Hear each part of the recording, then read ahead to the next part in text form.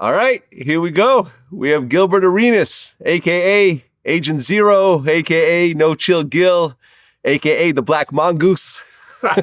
Black Mongoose. I wish I would have had that name. Welcome to VladTV. Thank you for having me. Been wanting to do this for a long time, man. I appreciate you coming in. Well, it's our first time here. I want to get into your whole story. So, you were born in Tampa. Yes. But you grew up in the Valley. Mm-hmm. So, at what point did you actually move?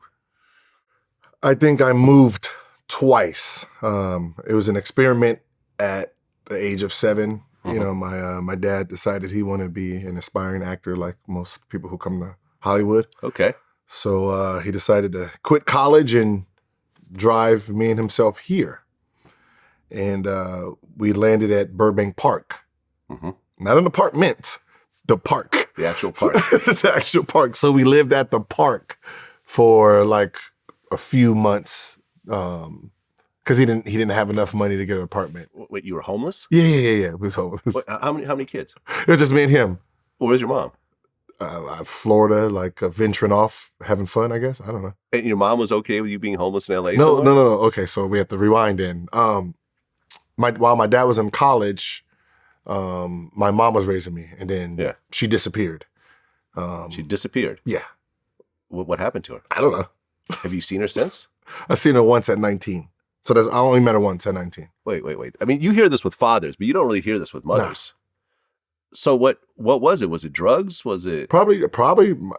So my dad tried to have this conversation with me at the age of 24, I guess, after the playoffs. Okay. After we got beat by Cleveland in the playoffs. He was like, "How come you never asked about your mom?" And I was like, "I don't know," because all my friends had mothers and I had a father, and all they wanted to be was around you. So I figured I was the golden child. So I never asked about her growing up, but he told me the story, and he was like, while he was in college, she had an affair, or not even an affair, she was cheating, boyfriend and girlfriend. Yeah.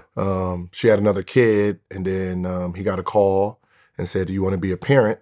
Because I haven't seen, your BM, baby mama, in about 3 months. So I'm going to send your child to foster care." Oh. So he went down to Miami, picked me up, and then that was it. He raised me from there. Okay. Well, shout out to your dad for stepping up as a father, or else you would have gone through the foster system, and God knows where you would have ended up. I would have still been an NBA player, pretty sure. I know people that would go through the foster system, and yeah, I know. I mean, it's a nightmare. It's a rough. Because it's not like usually one home. It's like, girls I've interviewed who went through the foster system would be like in 30 homes. You know what I mean? Like, so you just don't know. You don't. So shout out to your dad, man. We need more dads like that in the world. But then you're homeless in the park in LA for months. Yeah. Living in a tent or something? Back then they opened up the park for homeless. Uh-huh. And then, we'll get to sleep on like little beds in there. Huh. Yeah. It's still kind of dangerous though, isn't it? I don't know. I'm little. I'm 7, so I don't really. So nothing bad ever happened along the way? I'm at a park, so that's fun for me. Okay. I got the jungle gym, I got the field, I got the basketball court. Yeah. And then I guess it was too much pressure for him, so he sent me back to Florida, and my grandma raised me for about 3 more years. Okay. And then I came back when he was established. Great. Okay. So with the basketball, did that start at what age exactly? Around 12. Okay. Around 12. I was more football and track. Mm-hmm. And then, I got my helmet knocked off, trying to do a quarterback sneak. And then, I woke up a basketball player. Okay. When you first picked up a basketball, were you just a natural, or did it take? I was sorry as shit. Yeah. I'm not even gonna lie. I was horrible. I was an athlete. Yeah. But basketball was foreign. I was just, I just wanted to hit people and, just run. And then like one of my best friends now, it was like one of my enemies. It was an enemy because like we were talking trash. I didn't know how to play. So what ended up happening is when they were doing like tryouts, I'm like, I'm going to try out too. Right. Mm-hmm. And then he was like, they was like, "What position you play?" He was like, "Point guard." And they was like, "What position you play?" And I looked at him, was like, same position he plays. The point, whatever that is. Yeah. Same position. I want to play with him. I want to play against him. And that's how it started. Right, because you're 6'4" now. Mm-hmm. So in high school, you were how tall? My freshman year, probably like 5'10", 5'11". Okay, so you were 110 at the most. super skinny. If that, yeah. Super skinny. Okay. And, you went to Ulysses S. Grant High School, which is actually right around here, And, but you guys didn't win championships or anything, did you? No. I went to Birmingham first. Okay. Which Birmingham is like Sierra Canyon today. Aha. It was just a loaded program. Most of the kids that were there came from my dad's basketball park league team, which they called themselves the Dream Team Bulls. That's how loaded they were. So, you had like David Redmond, Ellis Richardson, who tried to go straight out of high school in around 96. And they all went to the same school. So that was the reason I went there, familiar faces. But I made the JV team, but that was over from a favor from my dad to the coach. Okay, so then what, you transferred to Grant? Yeah, because I didn't play any minutes.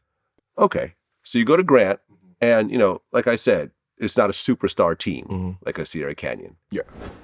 Okay, so you go to Grant, Mm-hmm. and at one point you actually get recruited for the University of Arizona. Mm-hmm. Your junior year, you were getting recruited? Yes. Is that even legal? Yeah. No. My junior. So what ends up happening is after my freshman year, I got so pissed off that the coach said I would never make his varsity team. That's how bad I was. So I was like, I would never, like even my senior year, I would never. He was like, yeah, you're just not good. Which he was right. Like, some people be like, when someone tells them something that's true, they try to be like, yeah, I proved him wrong. Well, no, technically he was right at that moment in time. But it pissed me off. So I trained so hard in the summer, and then I tried out for the Grant team, made that, and then the coach, Howard Levine, said, you're going to be the first NBA player from here. And I'm like, oh, yeah, okay, yeah, whatever. And then, and he was like, I want to train with you. So he literally it changed my life. Wow. Like, I had to go to school at 6 o'clock in the morning, train, nutrition, train, lunch, train, practice, and then open up the gym on Saturdays and Sundays. I mean, he gave me the keys to the gym. So anytime I called and said, I want to go shoot, I don't give a shit. If it was 1 a.m, he was waking up and opening up the gym for me. So he changed your life. Yeah. And what's funny is like just a little Jewish guy, don't know nothing about basketball. Right. Like, he doesn't know how to play. He knows everything about it. And we're just working on moves. Like me and him just like, oh, this is a step. He's like, I watched this player. This is a step back. So we're just like actually practicing what a step back is. Dope. Yeah. And they actually retired your jersey at Grant High School, right? Yeah. I'm going to be a little cocky on this one. I'm pretty sure that I'm the only player that had 2 jerseys retired on the same number. So Nice. So I have the orange one, the away and the home jersey both retired. There we go. I mean, during your time in high school, were you a good kid or were you getting in trouble and getting mixed up in certain things? I was like Dennis the Menace. Okay. I was a prankster. I was a jokester. Like I'm immature. Okay. Like, yeah. But you weren't getting arrested. No. Involved in gangs, shooting, stabbings, nothing else like that. Because in LA, you can get caught up in all that very easily. I'm in the valley, though. You're in the valley. Yeah, that's true. Van Nuys, not a whole lot going on here. You got to go to South Central, Inglewood for that. Like I'm getting in trouble for like pulling a fire alarm during testing and water balloon fights. That was wearing hats. There you go. Okay, so then you go to Arizona. Mm-hmm. So then your sophomore year, you actually get to the championship game. Mm-hmm. How did that feel?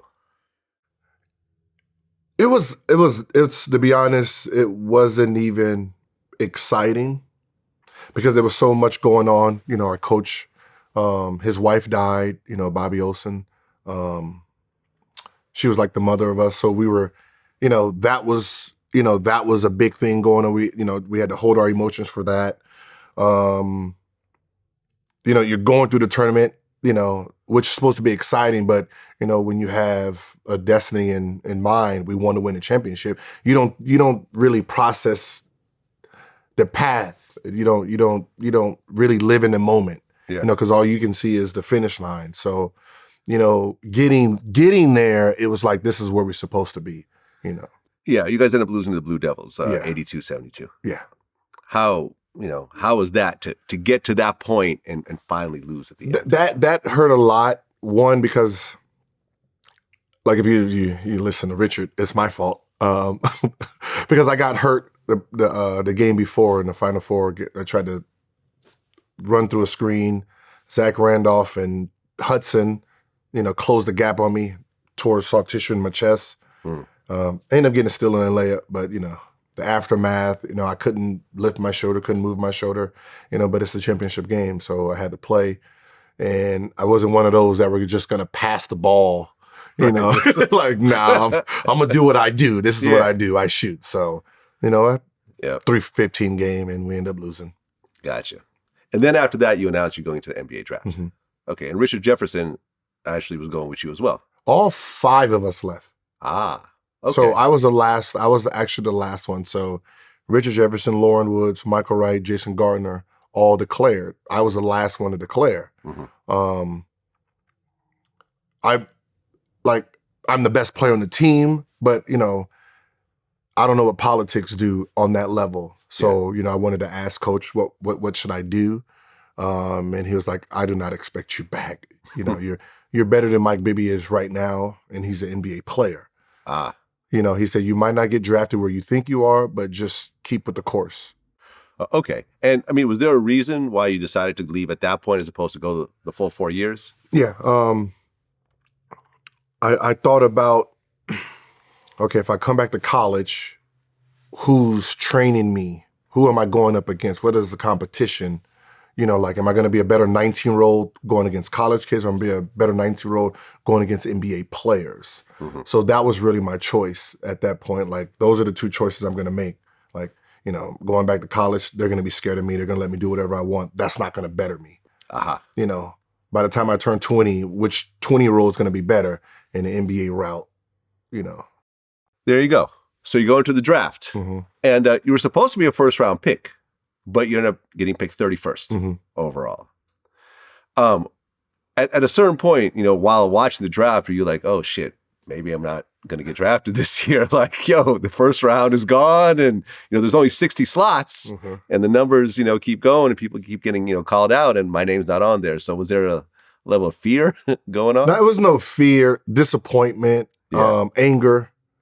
Not gonna lie, like I really hate the draft process. Like, even today, I just think all of them are stupid. Why is that? Because it doesn't tell if you look at just sports anyway, what they're doing doesn't tell you who can actually play basketball. You have the top 20 picks practice by themselves. So you don't even know who's a competitor. You don't even know who folds under pressure.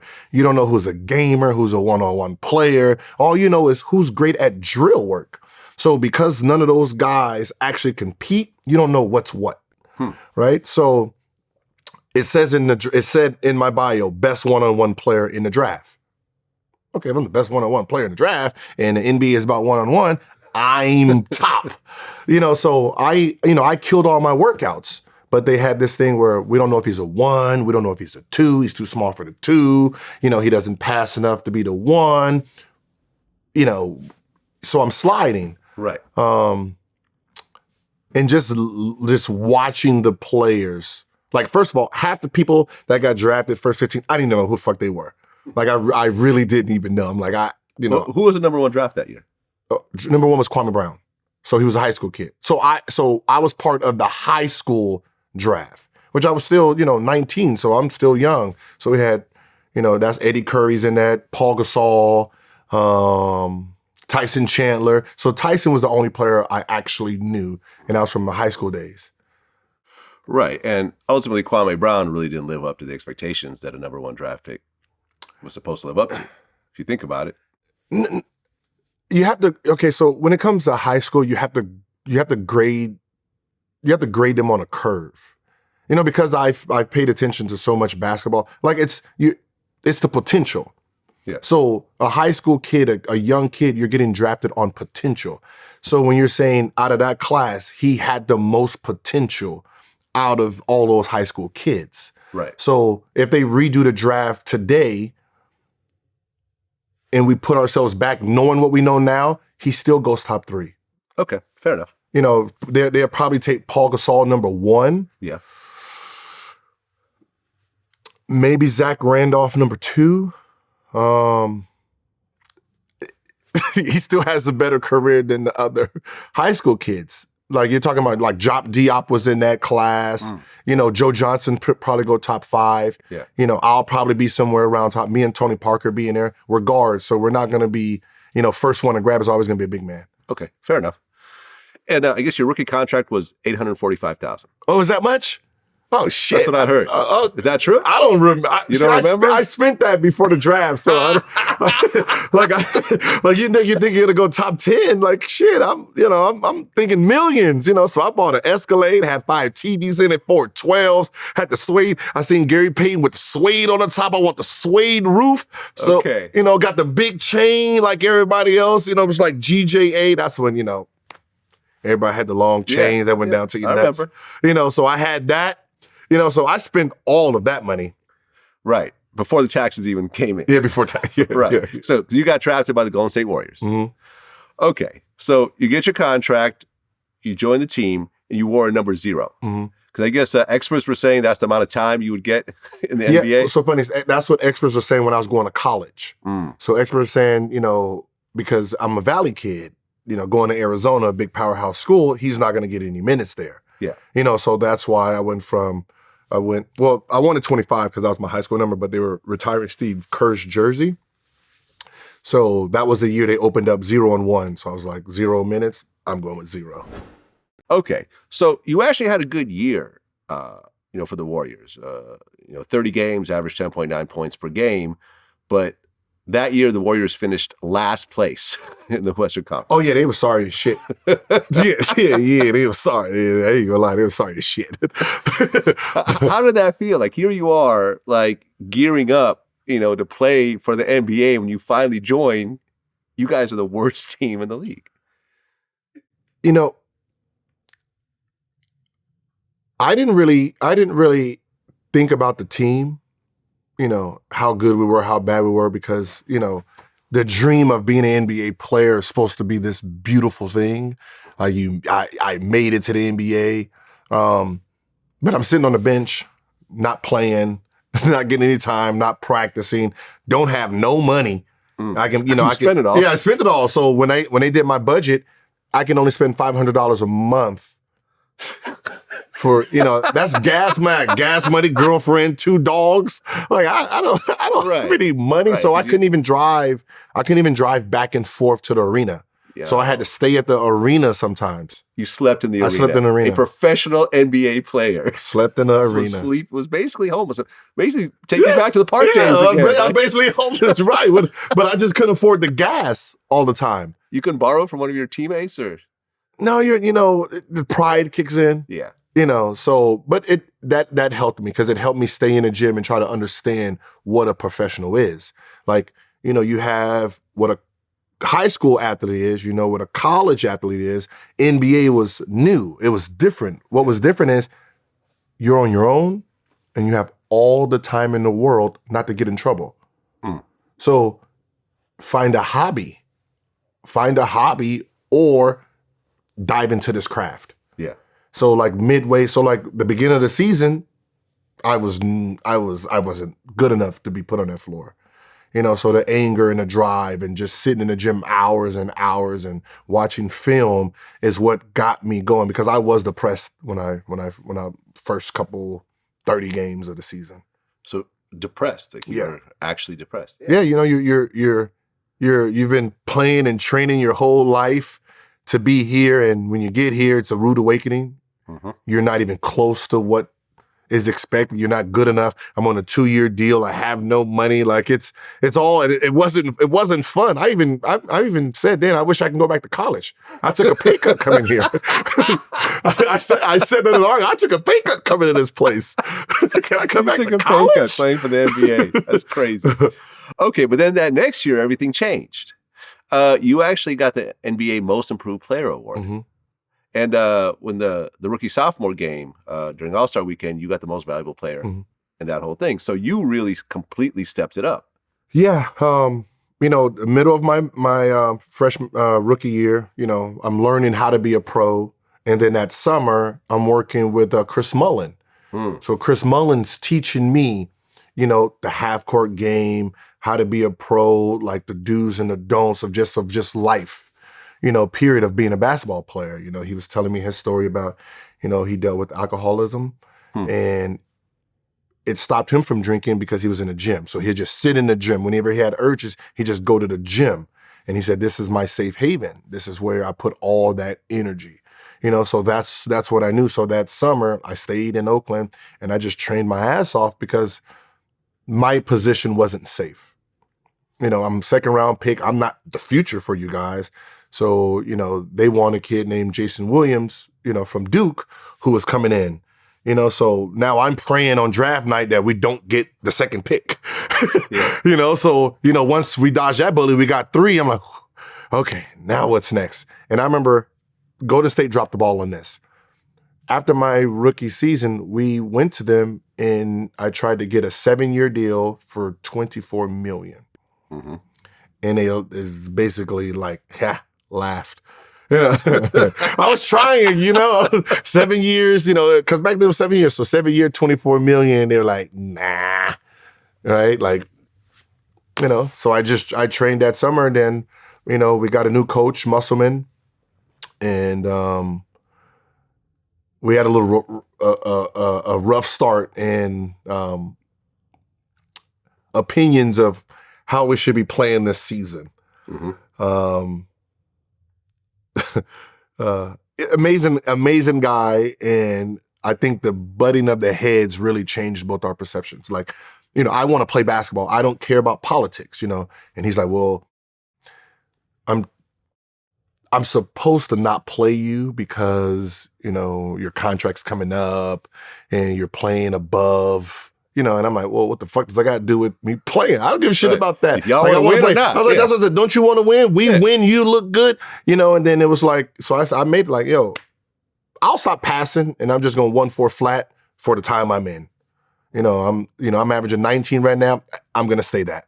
I don't need assists and rebounds anymore. That's crazy. And then, and then we got Earl Boykins, which was his guy. And Earl was like, no, let that young boy rock.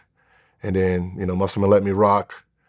And, then I just, my game just shot up. At the end of that season, you actually became a restricted free agent. And that's when the Wizards came in. So you signed a 6-year, $60 million contract with the Wizards. How did it feel at that point to be making $10 million a year? Oh my, that was to go from homeless, essentially living in the stadium, to making $10 million a year for the next 6 years. It was unreal because it never happened before. Not that fast. There was during that whole season, everyone thought I was going to Denver because of Kiki Vanderway. So Kiki used to be my trainer in the summer, and then he became the general manager for Denver. So everyone just I assumed that's where I'm going. So the most Golden State can ask me was mid-level. So it was like $49 million. So 7 years, $49 million was the most that they can offer me. Huh. Well, because from what I understand, that they actually wanted to match that offer, but they were over the salary cap. And since you were a second-round draft pick, there was just a rule that didn't allow them to do it. And then there's something called the Gilbert Arenas rule that was created later on to allow teams to re-sign restricted free agents who are not first-round draft picks. Yeah. Right? Yeah. So you have a rule named after you. Yeah, because what happened is I performed like what I did in that time frame has really never happened. A player that plays over the mid-level, within that first 2 years. So when I went into free agency, $51 million was already thrown at me. So it was already more than, so from there, it was just weighing out the options. Yeah. And, Kiki dropped the ball by calling my agent's bluff, which they were best friends. So he called the bluff. They signed Andre. Dang, what is his? I just called him Dre. Point guard. For which team? He went to Denver, 2003-04. Andre Miller. Andre Miller. Yeah. Yeah. So they signed Andre Miller to 40, I think 49 or 51. And I'm like, Andre Miller, and you're trying to give me $2 million more? I'm worth more than $2 million more. You're paying him for the previous year. You're not paying him for what he did last year. So because we were asking for the max, they were like, nah, I'm not going to pay the young kid a max. So there was more money. There was like Utah offered about 70. Oof. Okay. But John Stockton just retired, and I didn't want the pressure of following his footsteps since I wasn't that type of point guard. Clippers were at 55. Golden State's 49, but we had some backdoor deals they were trying to do. But Wizards, the owner, Abe Pollin, was like, right now I'm getting killed for this Jordan thing. Right, because Jordan, his last year was the year before you came in, right? No, Jordan, that was his year. So we were. So, as you were negotiating, Jordan having his last year in the NBA. So. Yeah, so while I'm trying to figure out what I'm going to do, Jordan's trying to figure out what he's going to do with the Wizards because he's supposed to be the owner. Yeah. So when I went there, that was actually one of my questions, or my dad's question, like, hey, what's up with the Jordan thing? Why didn't you sign him back? And, Abe Pollin was like, I love basketball. I love the players. So I asked the players, what did they want? And the players said they didn't want Jordan back. The players did not want Jordan back. Because, this was not, the dream team Jordan. Mm-hmm. This was Jordan at the very last part of his career. Yes, but you're talking about MJ still. So it's mental MJ too. So It's still like the Last Dance MJ, that mentality, those young kids wasn't ready for it. So they're looking at an icon who becomes this, this bad guy to them. Oh, so it's like an abrasive kind of like MJ, MJ, I won, 6 championships. What the fuck y'all gonna do for me? It's that MJ. Yeah. So, those guys are like, we don't want him as an owner. If this is what he was as a player, we don't want him as an owner. So that was, him explaining that, okay, it's like, all right, cool. Because I'm an MJ fan, I go to MJ's camps every summer, I'm one of his counselors. So, trying to figure out what happened, and he was like, yeah, I wrote MJ a check, $10 million, said thank you for your services. MJ threw that check and said, fuck off, and drove out of the arena. And I'm sitting there like, wait. Jordan threw away a $10 million check? In real life, he actually did that? No, come on. This ain't a serious story. He said he wrote Michael Jordan threw away granted, Michael Jordan has a lot of money, but $10 million is still $10 million to anyone, even Jordan. He threw away $10 million check. He wrote him a $10 million check. Thank you for your services. And MJ just chucked it, left the building. And never cashed the check. No. That's crazy. That's MJ now. That's crazy. Did you ever get to know MJ at all? Yeah. Like, I went to my senior year, after my freshman year in college, I used to do MJ's camps. Mm-hmm. So, I have all this memorabilia of with him, just one of ones type of, items, that he's collected. He's signed everything for me. But just being a basketball nut job that I am, I know the personality. Mm-hmm. I know what it takes to be great.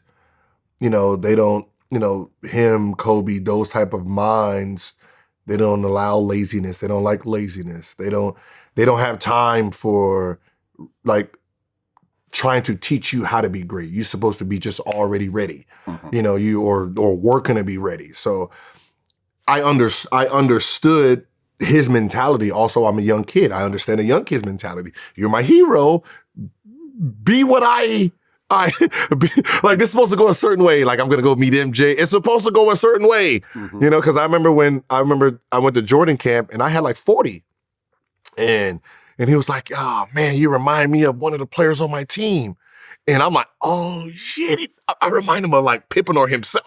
And he was like, yeah, you remind me of, Randy Brown. I was like, Randy Brown.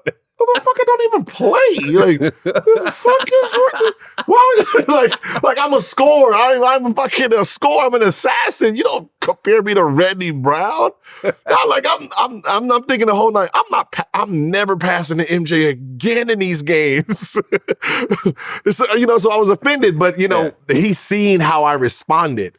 So it's like we actually connected.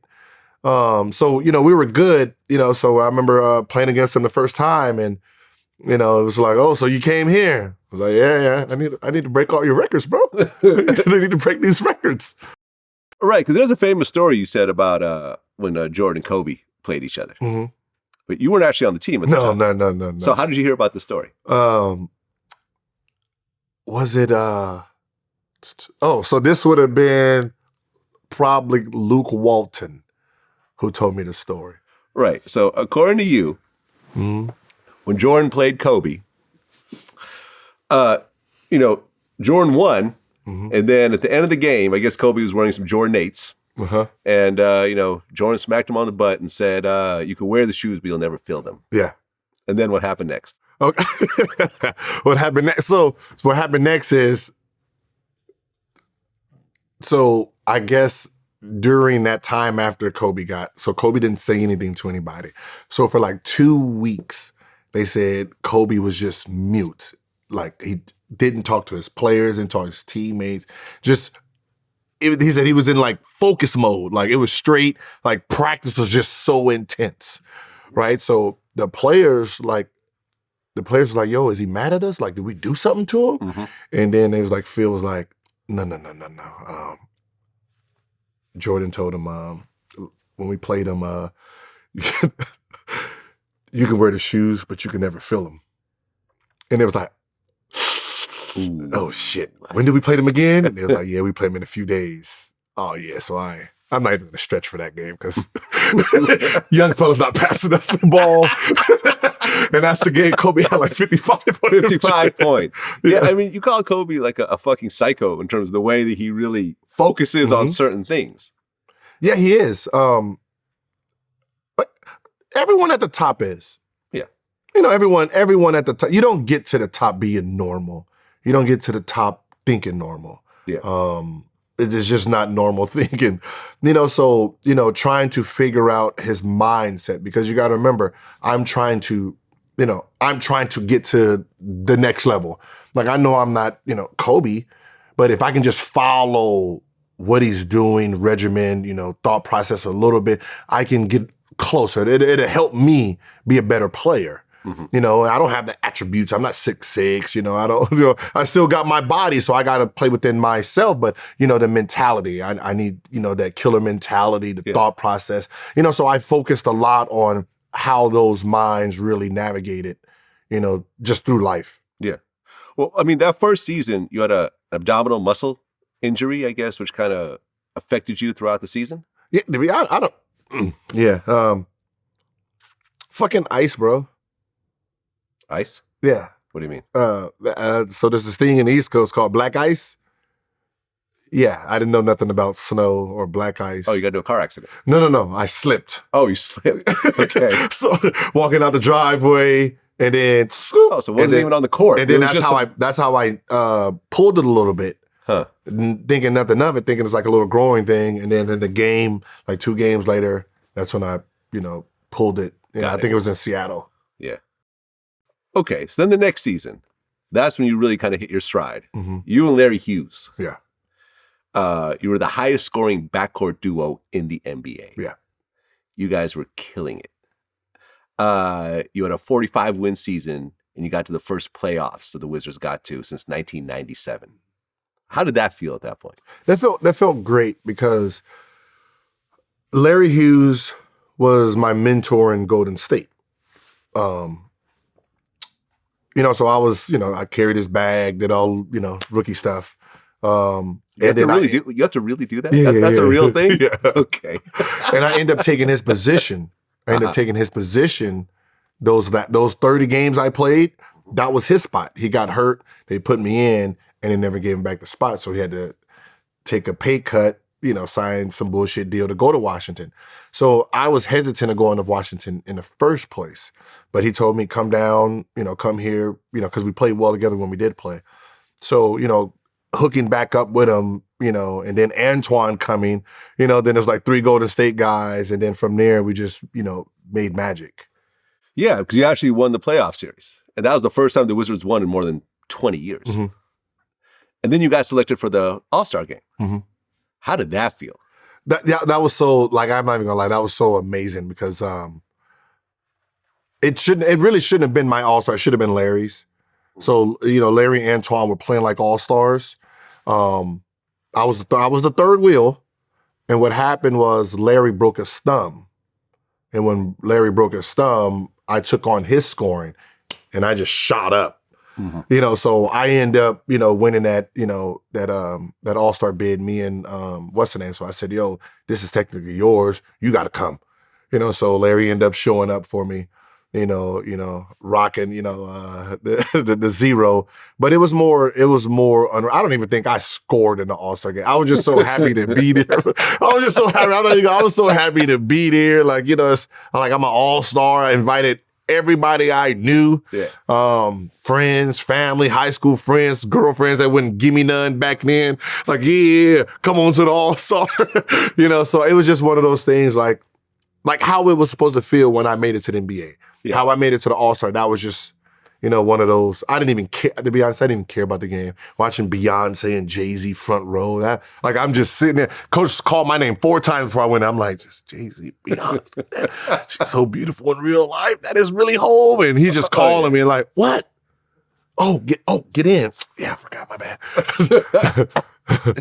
Well, but at this point, you're making $10 million a year. Mm-hmm. So how does it feel? What are you spending money on? Are you balling out of control, or did you learn your lesson the first time around with blowing all your money? No, when you're a kid, you're buying stuff that is meaningless to the world, but for some reason it means a lot to you. Yeah. So I was like, I want a Shark Tank. I want the Shark Tank. I want some sharks. So Shark Tank. I wanted a Hugh Hefner pool. Okay. So I wanted that. I remember I bought a chain. Like when I first got my money, my first year, had this big old bracelet. Right? I wore it to a club one time. Didn't like the feeling. Because, I didn't have bodyguards then. I just didn't like the eyes. And I'm like, I don't think I'm gonna, this jewelry thing is just not for me. Yeah. So I took it off and just put it in a box and never wore it again. Huh. So I wasn't a jewelry guy. I wasn't a partier. Shoes, what the hell, furniture, taxes. Yeah, taxes. That's the big one right there. It's just furniture, taxes. Yeah, At 10 million turns to 5 real quick. Yeah, plus you're talking about, your manager and your agent and everything else. Yeah, they're taking their fees. But at that time, just happy to play basketball because, basketball, money is one thing, but, being great at something, that builds. That's the investment. Yeah. And that was the year in 2005. That's when you started being called Agent Zero. Mm-hmm. And you had a strong year. You had almost 30 points a game. But you weren't, initially you weren't chosen for the 2006 All-Star game. But I guess there was, Jermaine O'Neal got injured and then you got into it again. So 2 years in a row, you're in the All-Star game. Yeah. How did that feel the second year? That was horrible because that's when politics kicked in.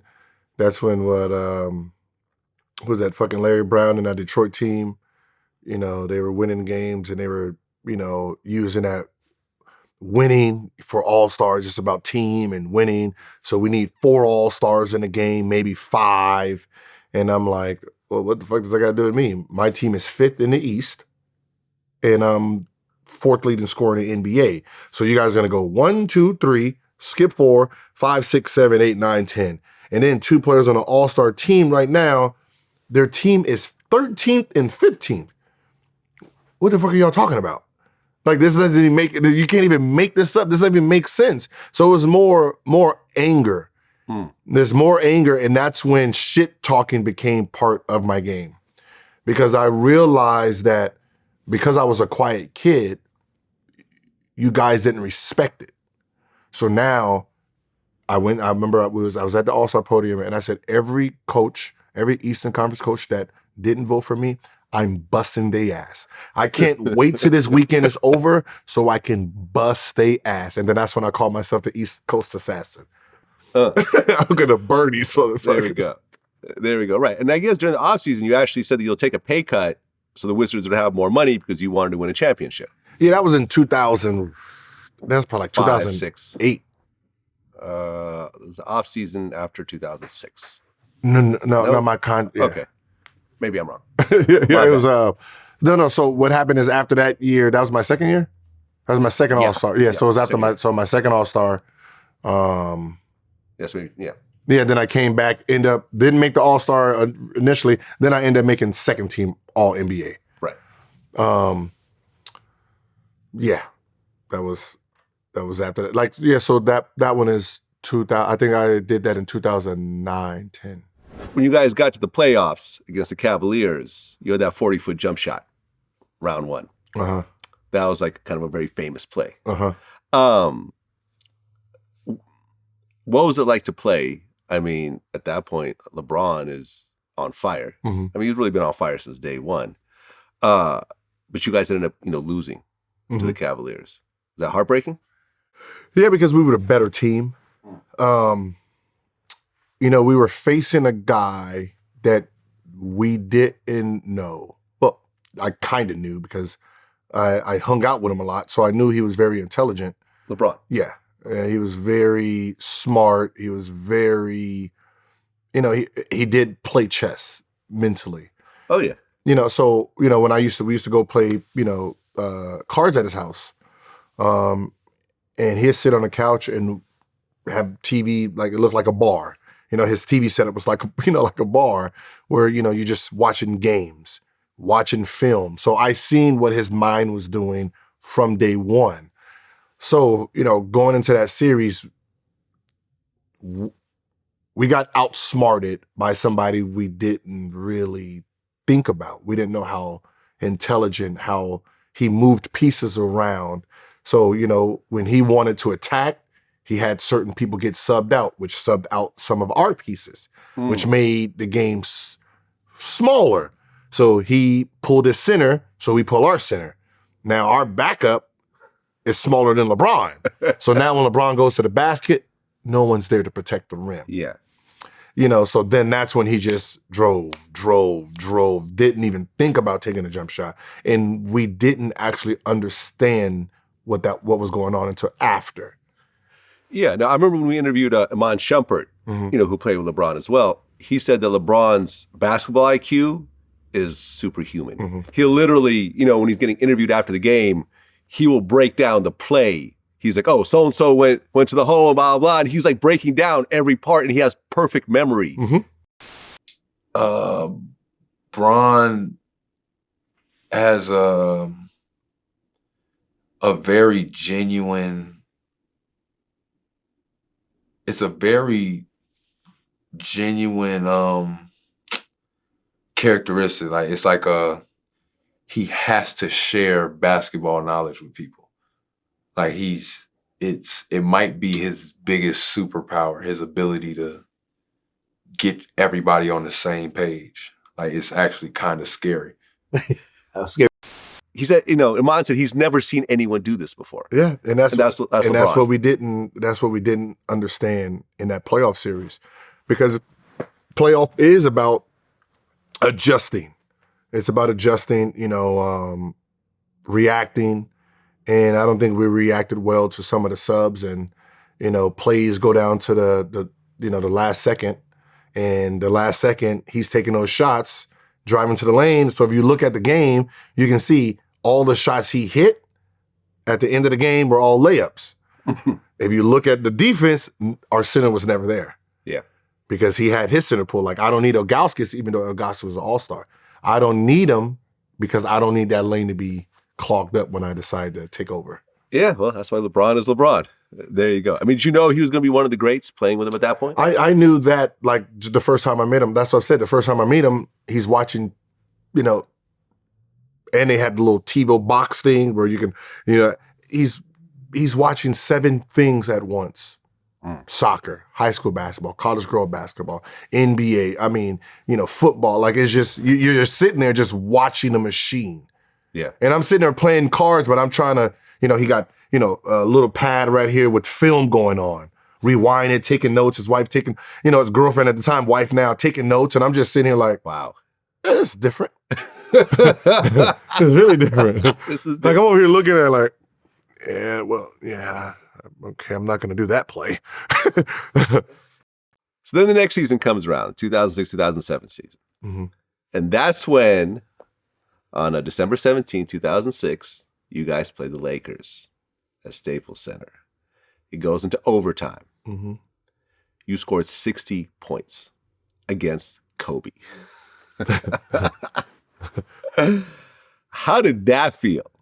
60 points against Kobe. Like going into the game, like there's video of me just talking like man, like I just finished working out and I'm watching like, man, that man's a bad man. Like I was like, you see how hard he goes? Like, man.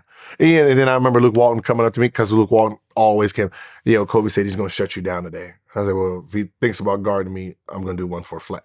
You know my plays. I'm going to do 1 for a flat. So it was already like built in, like I've always had great games against, Kobe. He just brings that out of you. So, once I got the cooking, I already knew he was going to guard me. And from there, it's just who can sustain it, the longest. So we had a nice little lead on him. And then Kobe do what Kobe does. Right. He starts willing them back. But at that point, I'm on fire. So it's basically who's gonna stop who. I didn't have to guard him, so I wasn't losing no energy. So he's on offense, and then he has to try to stop me. So, yeah. It's kind of favoring in my... Well, after that game, former Wizards center Brendan Haywood told the story. Mm-hmm. He said, as we're on the tarmac, getting ready to leave to L.A., Kobe's talking to Karen Butler. Y'all know Gil's personality. Haywood said, Gil's like, Karen, who are you talking to? You talking to Kobe? Put me on speakerphone. And you said, listen, dog, the mongoose killed the snake. So you need to call yourself the black mongoose. Yeah. Yeah, you're the black mamba. I'm the black mongoose. Yes. You remember that conversation? Yes. So what ends up happening is I remember after the game, we walked into the locker room and, we bring the huddle in and I walk in late and I was like, yo, I just fucking scored 60, bro. 60 on fucking Kobe Bryant. And then coach says, and we won the game. Man, fuck that game, bro. I won fucking scores. You know how much pussy I'm gonna get now? Oh my God, I'm an all-star now. I'm sitting here like I'm on Iverson level. I'm getting all the girl. Y'all can't tell me nothing now. So I was already goosed. So when we got to the tarmac, Karan's on the phone with Kobe, and I'm yelling, put his ass on the phone. Put his ass on the phone. And he's talking. I'm just sitting there talking trash. And then Brendan was like, yo, tell him you the black mongoose. I said, what the fuck is the black mongoose? He was like, oh, that's who the black mamba battles with. That's who he battles with. That's the two animals that battle. What? Hey, Karan, tell him he just got killed by the black mongoose. Tell him he got killed. I'm the black mongoose now. And then from there, Kobe's like, oh yeah, we're going to see when I get back out there. Tell him we're going to see. Enjoy his little night now. And we're going to see when I come to D.C. And I was like, oh shit, it's on now. Yeah, and you guys saw each other later on in the season. Mm-hmm. And Kobe said, remember you asked for this. Uh-huh. When I tell you, make sure you come guard me the way I'm about to guard you. Uh-huh. And I guess Haywood said he gave us 39 of the meanest points you'll ever see. yeah. Talk about he was doing windmills. Like a 360 and finished off with the airplane. Kobe was on tilt. The black mongoose comment must have stung him to the soul. Must have stung him to his soul in the bottom of his core. Mm-hmm. You had 37 points that game, but yeah, like when people ask me what's the best, like my best game, I always say that one. And the reason I say that one is you have the black mamba, you have Kobe Bryant, mm-hmm. who's coming into the building and he's already said he's shutting you down. It's on. It's like, so this is war. So I know he's after me. The whole like defense is paying attention to me. So this is not actually about like winning. This is about surviving. Personal. Yeah, it's more surviving the war. Like it's like Bruised with with Holly Berry. Yeah. Wasn't about winning. It was about surviving. Like, you know, you won, you didn't quit. You know, so I was not going to back down. Every shot, so the beginning of that game is a full one-on-one match. The team, like you guys are just fucking rebounders and you take the fucking ball out of bounds. Like you don't get no shots this game. And that's what that game was. And it was more, I got respected more from him on that game because I didn't back down. I didn't, you know, like the top tier people, they respect someone who comes at them. They don't respect someone who respects them and like, oh no, I'm good. Like they train too hard. They train too hard for you to like, oh, I'm sorry. No, like you think he puts in hours and hours and hours of work for you to back down? No, he wants your best. You know, so after that game, it's like when we like really came close. Okay, so you guys formed a relationship after that. Yeah. What are some of the most interesting Kobe stories you have off the court? Off the court, see, I get third party. I got third party like stories. Like Karan was telling me once about his birthday. He did a party at his house in Milwaukee, and he said he invited Kobe. And he says, you know, my house, got my family, my friends, you know, our teammates. And they said, Kobe comes in. They said, Kobe comes in, you know, he has security, tells everyone, hey, everyone out of the house. He kicked everyone out of their own house. Everyone kicked out, and then he had a security check and make sure everything was all right, and then let everybody back in. He said, I'm sitting outside looking like, yo, bro, this is my house, bro. He said, that's the way Kobe was. He said, that's the way Kobe was. He said, you just gotta deal with it. Okay. And I was like, oh, that's funny. Well, you've actually said that Kobe's not the toughest player you've ever guarded.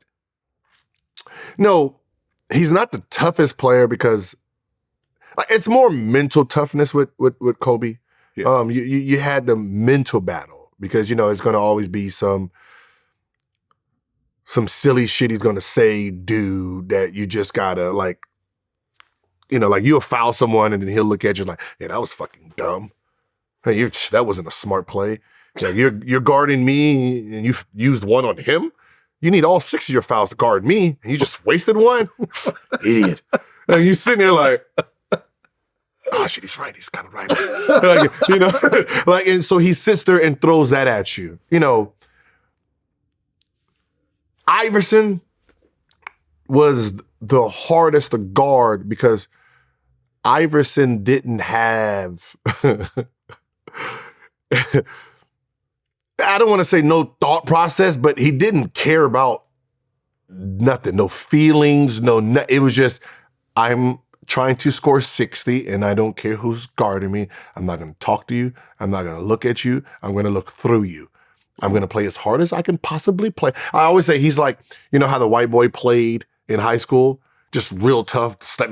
He's in you, sweating on you. That was Iverson, but he actually had offense, you know? So he kept coming all the time, like nonstop. You know, so if I'm going to get scored 60 on, I'd rather get scored 60 on by Kobe than Iverson because Iverson's 60 looked like it was 100 because it's just nonstop. Just like, yo, pass bro, you don't want to pass it? Like, he just doesn't, because he's so fast and quick and he's coming at you. So you don't rest. With Kobe, you know, he's going to post up, he's going to pass it out, you're going to get a little rest. With Iverson, there's no rest. You just, you can sub me right now, bro. I'm tired. I'm tired running after this dude. I mean, when Kobe died a couple of years ago, when you heard the news, and we all live in the same general area of where it happened, how'd you feel?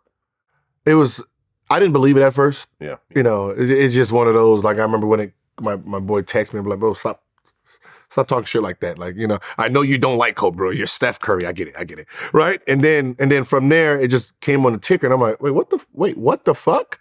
You know, and like it was just unreal. Like it was unreal. And I was trying to process, you know, why is he over here?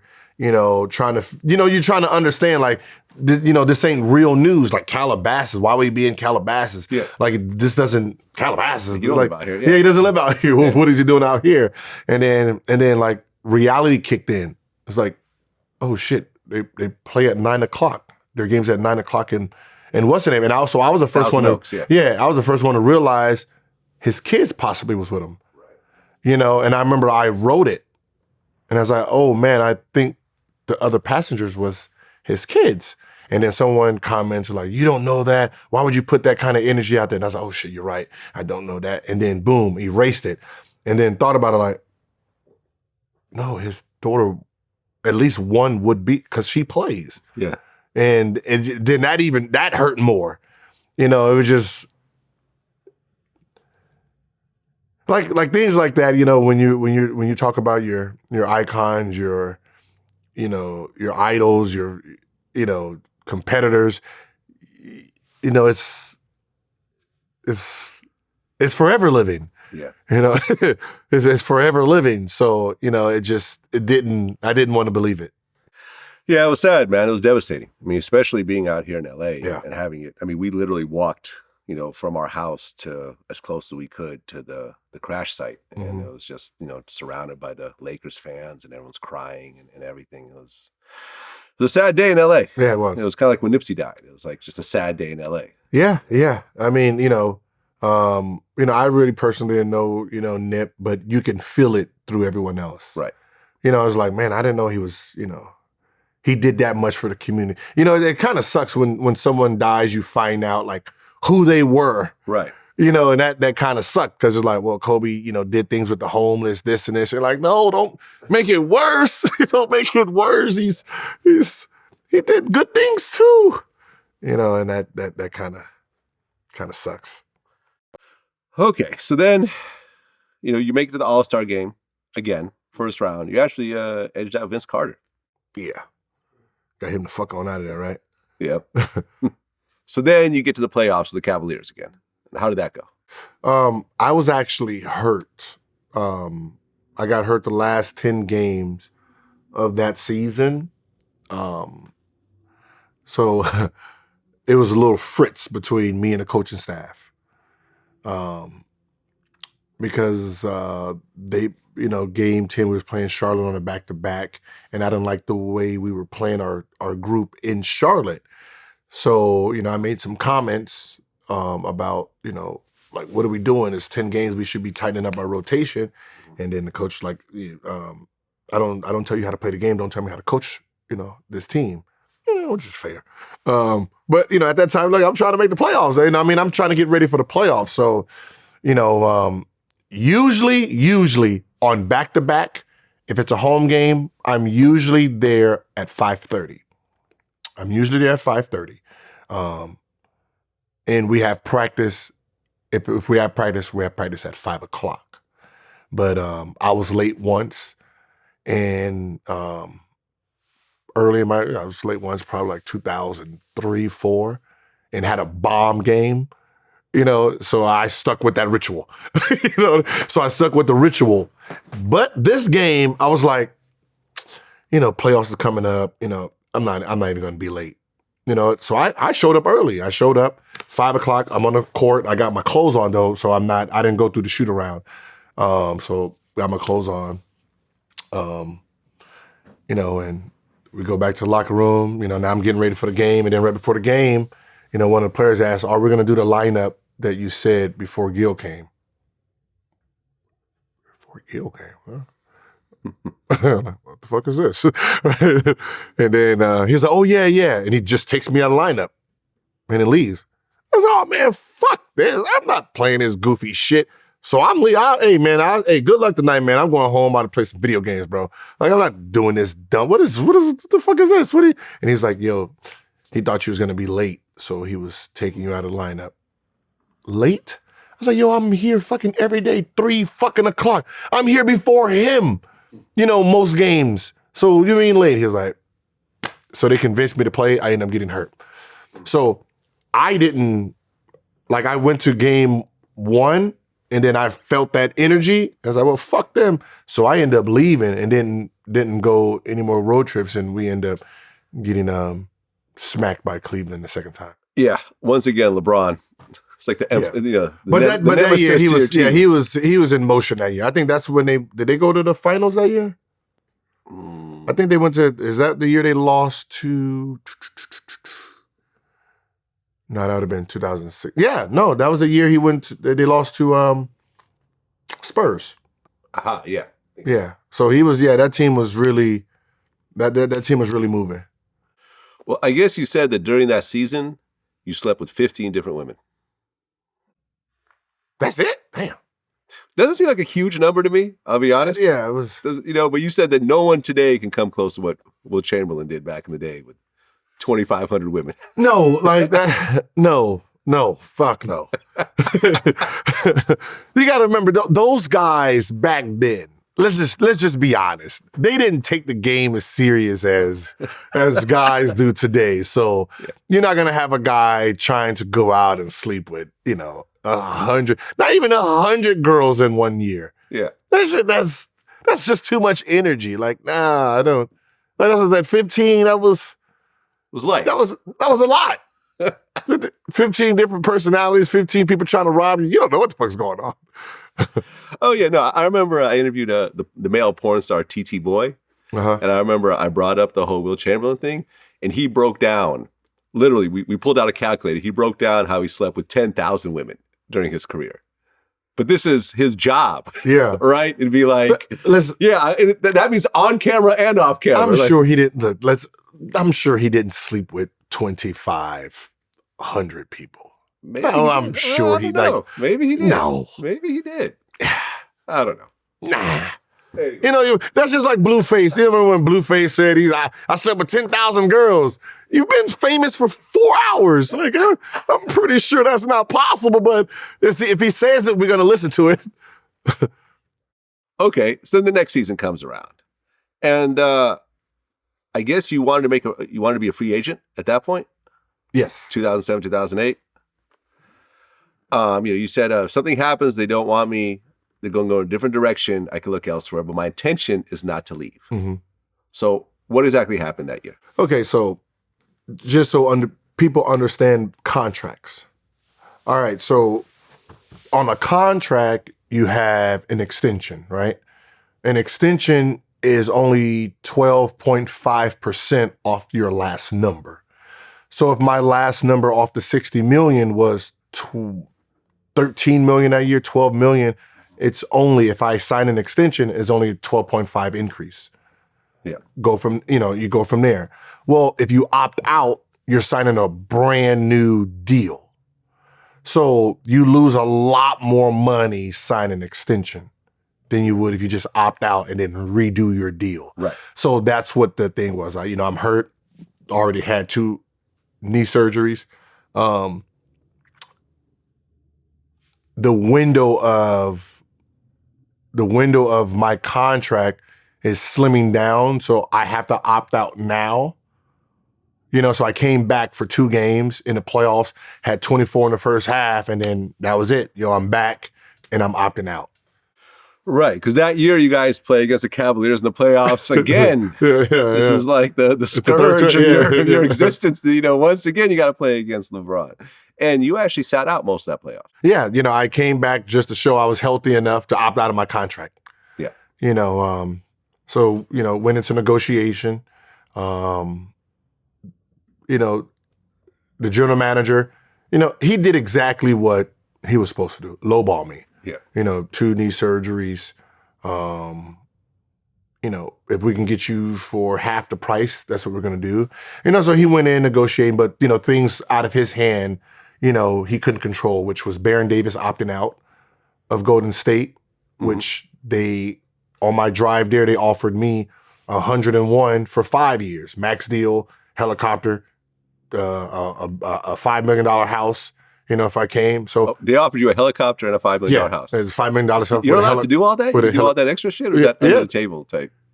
That's the extra shit that comes with it. Okay. That's the extra shit that comes with it. Me and Kobe had a helicopter. Yeah. So, Because they knew my actual deal was 127. That was my max. 127 million. So, they can only give me one-on-one. So, then you add a $5 million house, helicopters, cars, and try to match as close as you can. So I'm going into free agency with that as that's what was already offered. So what's up? And they was like, oh yeah, we got 86. Like I looked at it like Like I looked at the deal, was like, man, we missing some numbers here. Like it was like 86 million for, was it 6 years? And I'm looking like, yeah, this ain't missing a one. Is this supposed to be 186? I'm pretty sure this is not 86. So they were trying to give me a $20 million increase, on my contract. But, Mr. Poland came down and, put his foot down. Right, because you were offered a $100 million contract by the Warriors. Mm-hmm. Another max deal by the Wizards, which is a 6-year deal for $124 million. Mm-hmm. So you end up signing a 6-year, $111 million deal with the Wizards. Yeah. So now you're making almost $19 million a year. Mm-hmm. What are you doing with all the money? You spend it. You spend it. Like it was, at that point, it wasn't really about, it wasn't about the money.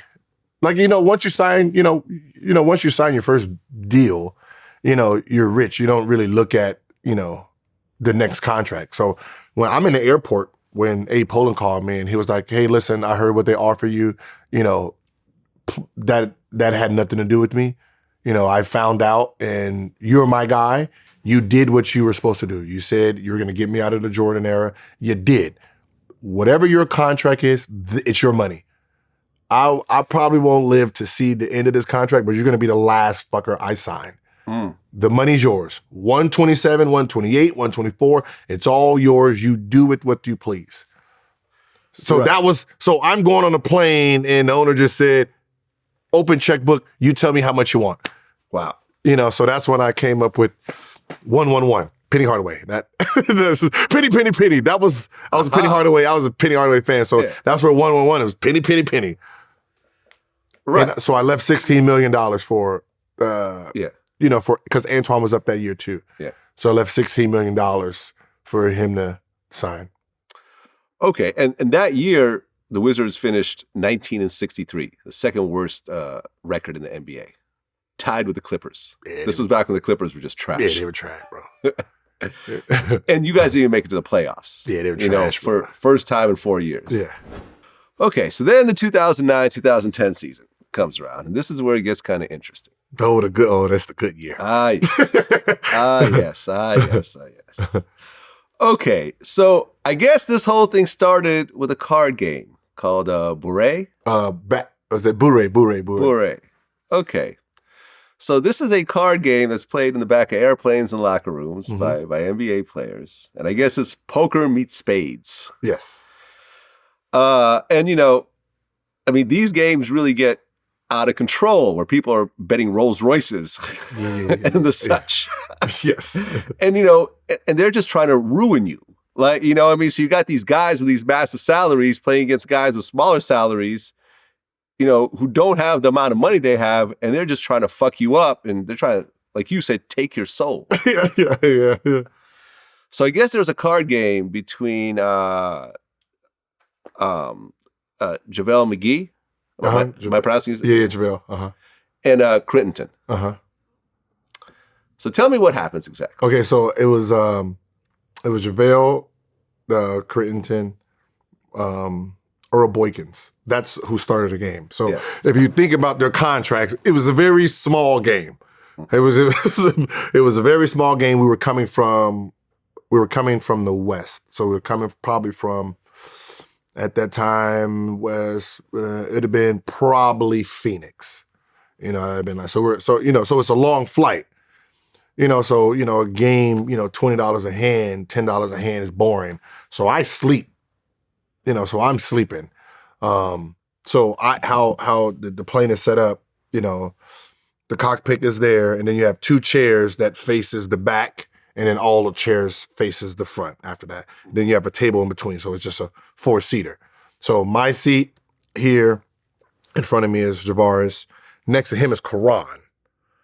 And then in front of Karan is Earl Boykins. And then there's 2 seats across is JaVale and Dominique. So JaVale, because Karan don't leave his seat, JaVale has to sit on his armrest onto the table.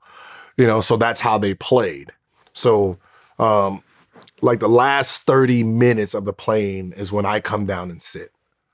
So I'm assuming, okay, Javaris was losing money already. Yeah. Yeah, he was losing money already. I'm just going to be honest. You know? How much did he lose? At that moment, he was probably down $6,000. Okay, not a huge amount. No, like, I mean, for a 6-hour flight, Yeah. that $6,000 is not that much. Yeah. You know, but losing in cars has nothing to do with money. It's the shit talking and the ego. All right. So I sit down. All right. So I'm over like, what's going on? Whose hand is it? So JaVale.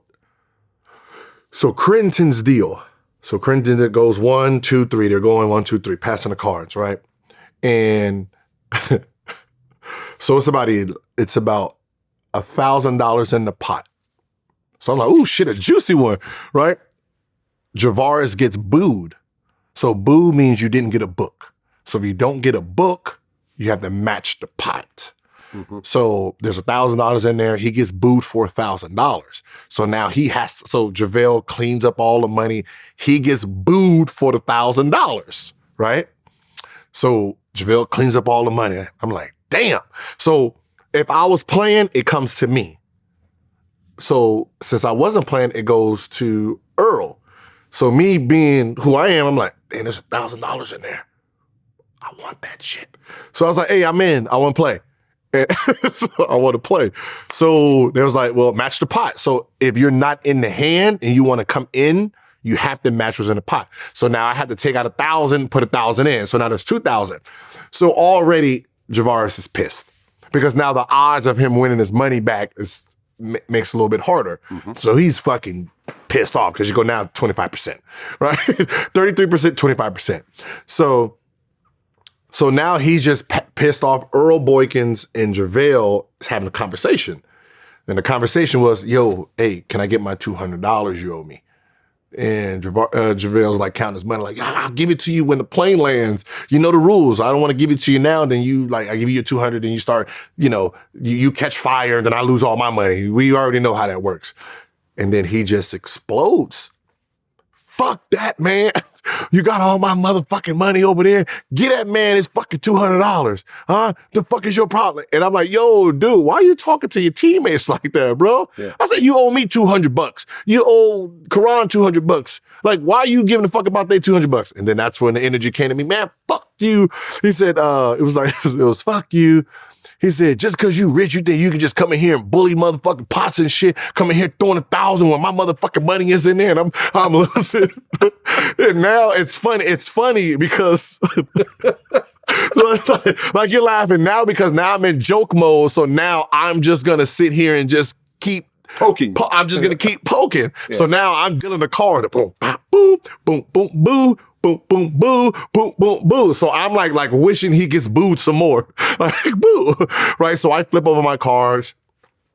And then, everybody has their cards. Everybody's looking in their hand. And I'm like, Earl, how much you want? And he's like, ooh, shit, 2,000. Maybe I need 3 cards. And all you can hear is, woohoo! From JaVale, all you hear, woohoo! Wait! Yes, sir! And Earl was like, yeah, I'm gonna fold. So I'm like, all right, JaVale, how much you want? So JaVale was like, yeah, I don't need none.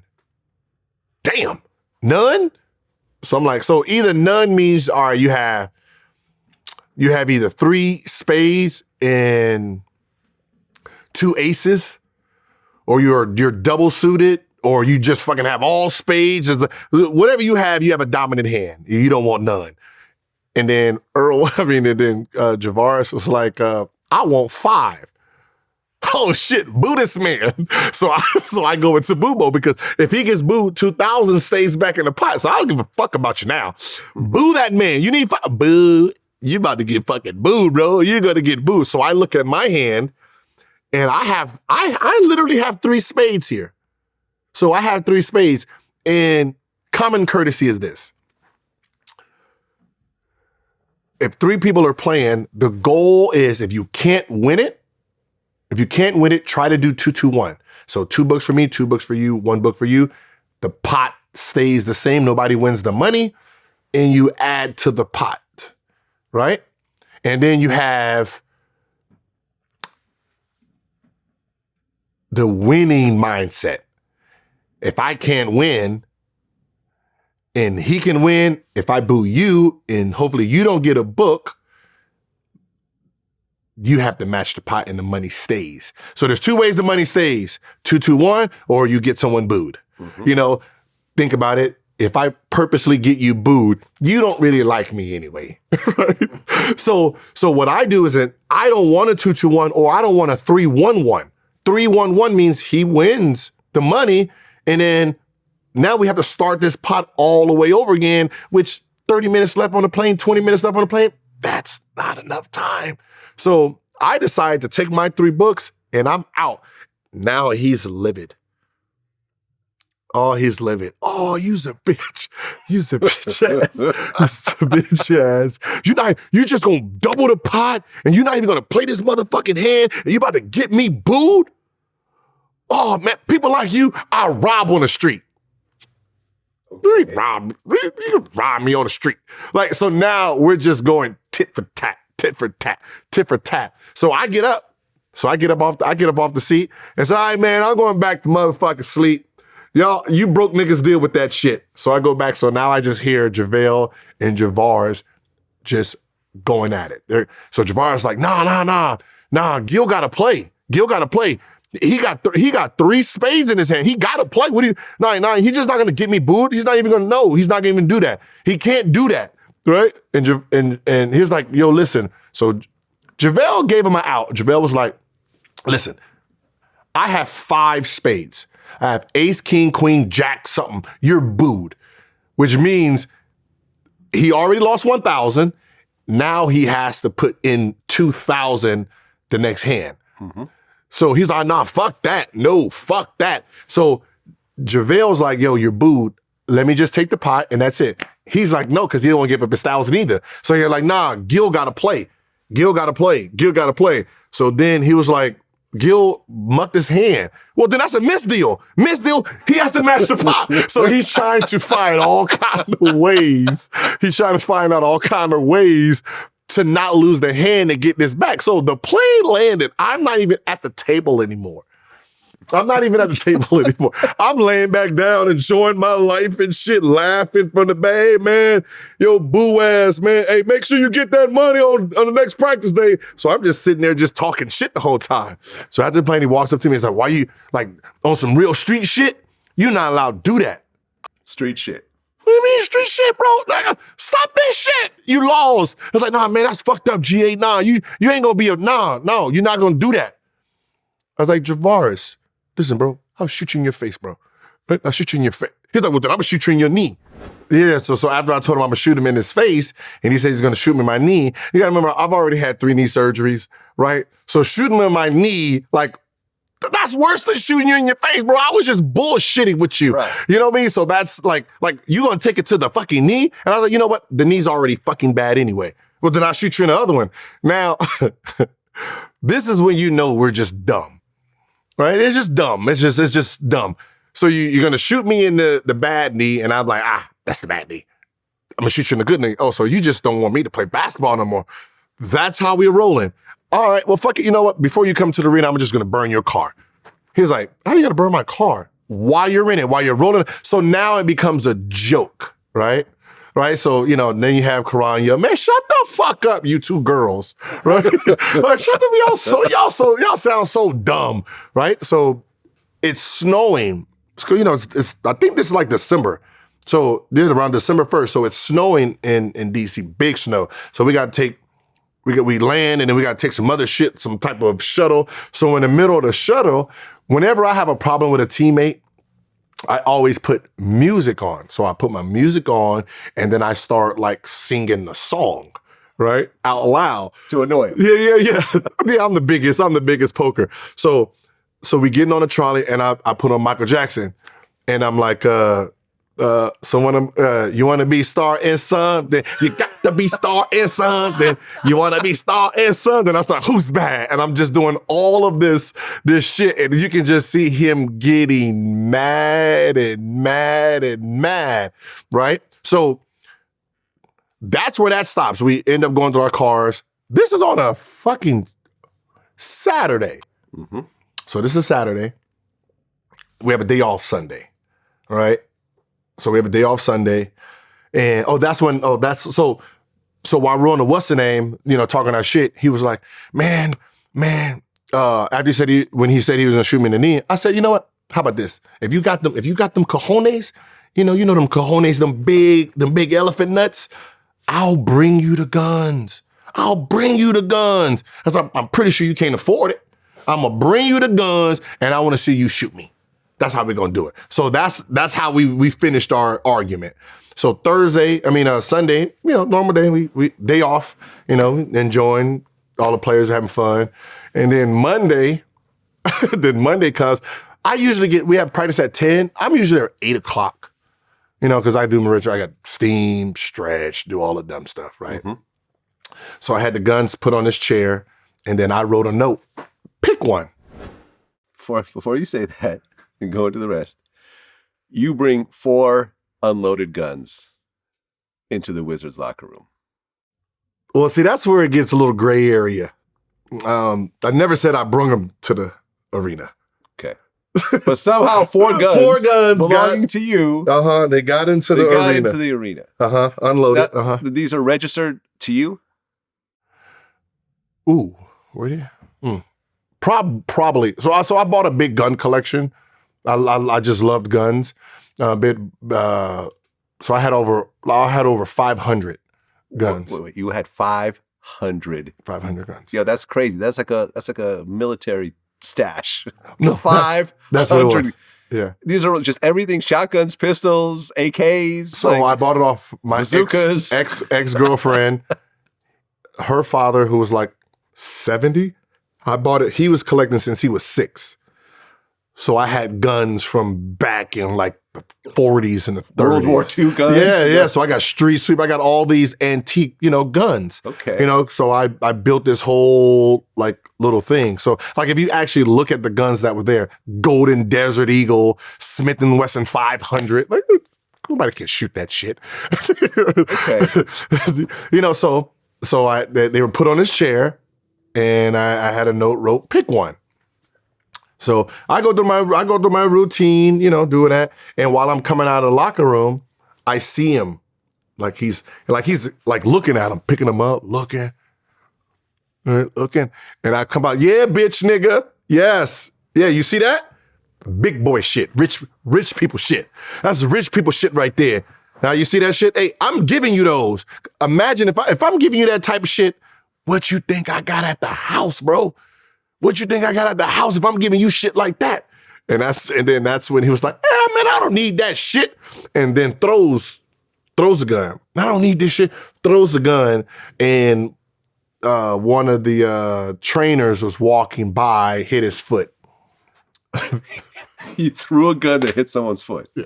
Okay. So he's out of this shit, throws it. And then the trainer like rushes up into the training room.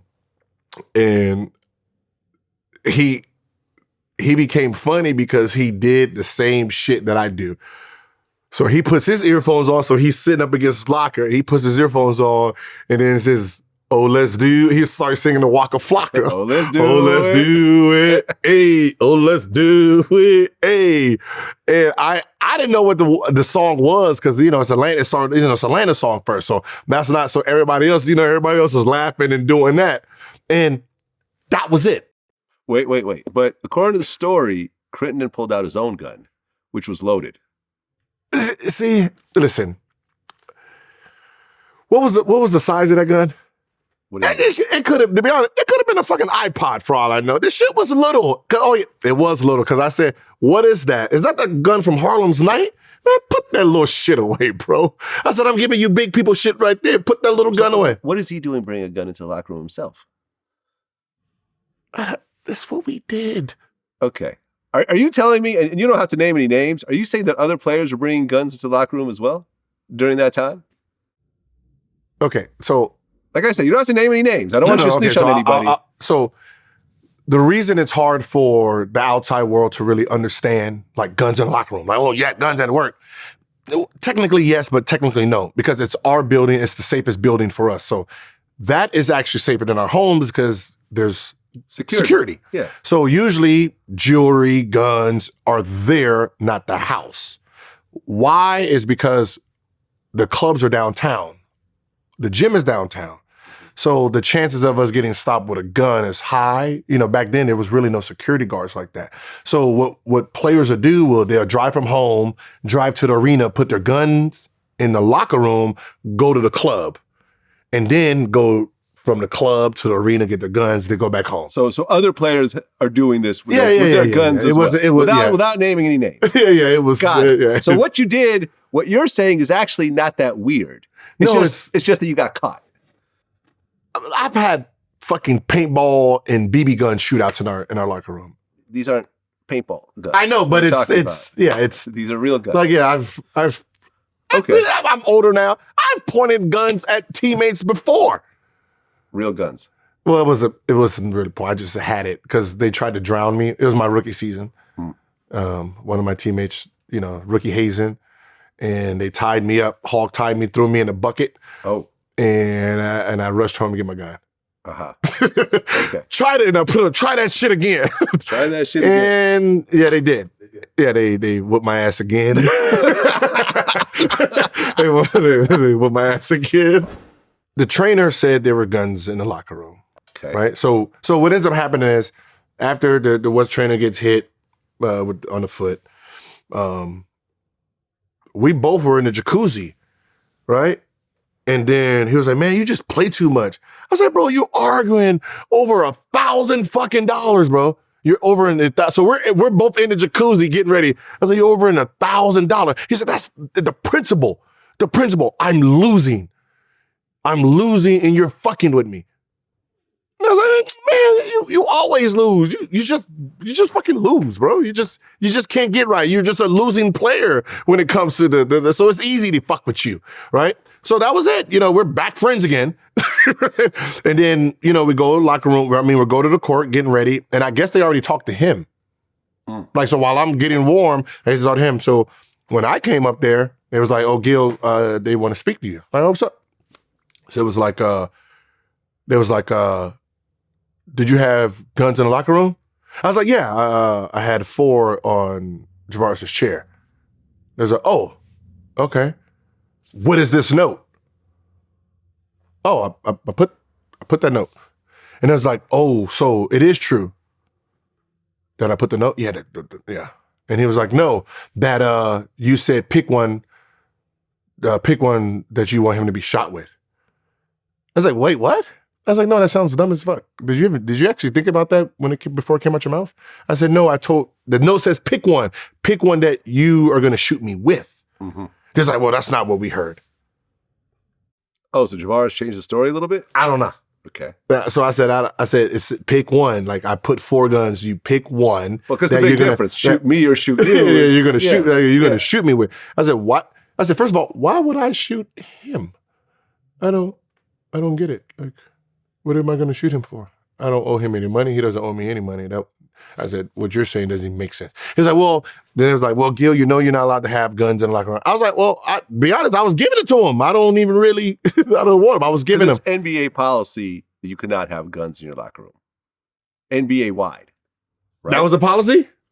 Well, that's what ultimately came out. Yeah, you violated NBA rules by bringing firearms into an arena. Yeah. Right. I don't know. They were just like, "Well, you guys play too much. You guys can't have this in here." It's like, "All right, well," and then the security, "Jackie, you can have them because if Javaris don't want them." And that was the end of it. Well, and you had to, there was actually a real investigation. DC Metro Police. Yeah, that ended up coming out. Uh-huh. You had to surrender the guns. Which I didn't even have anymore anyway. Okay. there was an investigation. You were charged for carrying a pistol without a license, which is a violation of DC's gun control laws. Uh-huh. You were suspended for the rest of the season, or most of the rest of the season? Oh, that's a gray area. That's where they tricked us. Okay. Mm-hmm. Explain. Okay, so you know how I said that they were on his chair. I didn't say I brung them, right? Okay. So what I did wrong, or the only crime that I made, was that I said yes, those are my guns. I claim, yeah, those are mine. I never said I brung them, never said I touched them. I didn't touch them. I didn't hold them. I didn't point them at anybody. I wasn't near them. So the only thing I'm guilty of was saying, yes, those were mine. So when it all came down to it, what are you guys going to suspend me for? What law did I actually broke if we actually go to court? I didn't get suspended for guns in a locker room. I got suspended for detrimental to the team because in Philadelphia, the pregame, I was doing a motion mocking everybody. Yeah, because everybody, the team surrounded you and you sort of like shot them with your finger. I got that from Even Given Sunday. Even Given Sunday when they were doing touchdowns and shit, they were doing all kind of crazy shit. So, I decided that's what we're going to do before pregame. Right, because at that point, David Stern actually came in. Mm-hmm. And in a statement said that Arenas' behavior after the investigation started has led me to conclude that he is not currently fit to take the court in an NBA game. Because at one point you were suspended indefinitely without pay until the investigation was complete. Uh-huh. And then, you were charged on January 15th to the felony of carrying an unlicensed pistol outside a home or business. Well, you and Crittenton were both suspended for the rest of the season after meeting with Stern. Yeah, after meeting with him. Yeah. You wrote a letter to the Washington Post apologizing, because you let the kids down. Mm-hmm. And on March of that year, you got convicted. And you got 2 years probation and 30 days in a halfway house. Mm-hmm. Which they're saying is a little bit unfair. Unfair? Yeah, I know in terms of fuck similar yeah, stuff. that was unfair. Fucking 2 years probation and fucking 30 days in a halfway house, and the only thing I did was claim that they're mine. Right. I just said they were mine. I didn't say I fucking bugged them shits. Right, because Creighton received a year of unsupervised probation. And then if you compare it to, like, for example, Delonte West, who was caught with a whole bunch of guns, just had 8 months of home detention, 2 months of unsupervised probation, 40 hours community service. So, but you actually ended up in a damn halfway house. Because of this. The story was so big, right? The story's so big. The balloon, yeah. Yeah, it's so big, because this was the conversation I had with Stern. What are you actually suspending me for? I said, what are you suspending me for? And I wrote down, I've researched every gun violation in the NBA. I said, you have Telfair. He had a loaded gun on the plane. 3 games. Telfair, loaded gun on the bus. And I said, that's a loaded gun, 3 games. I said, Steven Jackson shot his gun. Mind you, it's not on NBA property, but I can guarantee you that if we had to say which one is worse, unloaded guns is far. I'd rather have unloaded guns in the locker room versus someone actually shooting a gun in my. So I said he got 7 games. But didn't Jason Williams get caught shooting a gun in like the arena parking lot or something like that, or something of that sort? I think he shot like his driver. No, that came later on. But before then, there was some other gun shit. Jason Williams had a thing for guns. So I was like, so I said, the most you can suspend me is for claiming something? 1 game? And I said, because at the end of the day, all I have to say is, those are not my guns. They're not mine. How are you going to prove they are? But you already said they're yours. Yeah, I can return it. Y'all calling me a liar, so I can say they're not mine. There's not going to be any fingerprints of mine on there. Yeah. So I was like, so what are you going to spend? I said, I'll take 1 game. 2 games? No, I'm not taking 2 games. And that was my stance when I went to go talk to Stern. Right, but it didn't work out that way, though. Because they suspended me for detrimental mental. Uh-huh. So that's how they got away with it. Because they couldn't suspend me for a gun because what am I violating? Because I didn't touch anything. Yeah. I said they were mine. Right, but it became a media circus at that point. You actually had an Adidas shoe deal. Yeah. Gil Zero, they ended up dropping you over that. Because of the felony. It was part of my contract if I agreed to a felony. Exactly. And I guess after that, you ended up wearing like Dolce & Gabbana shoes on the court.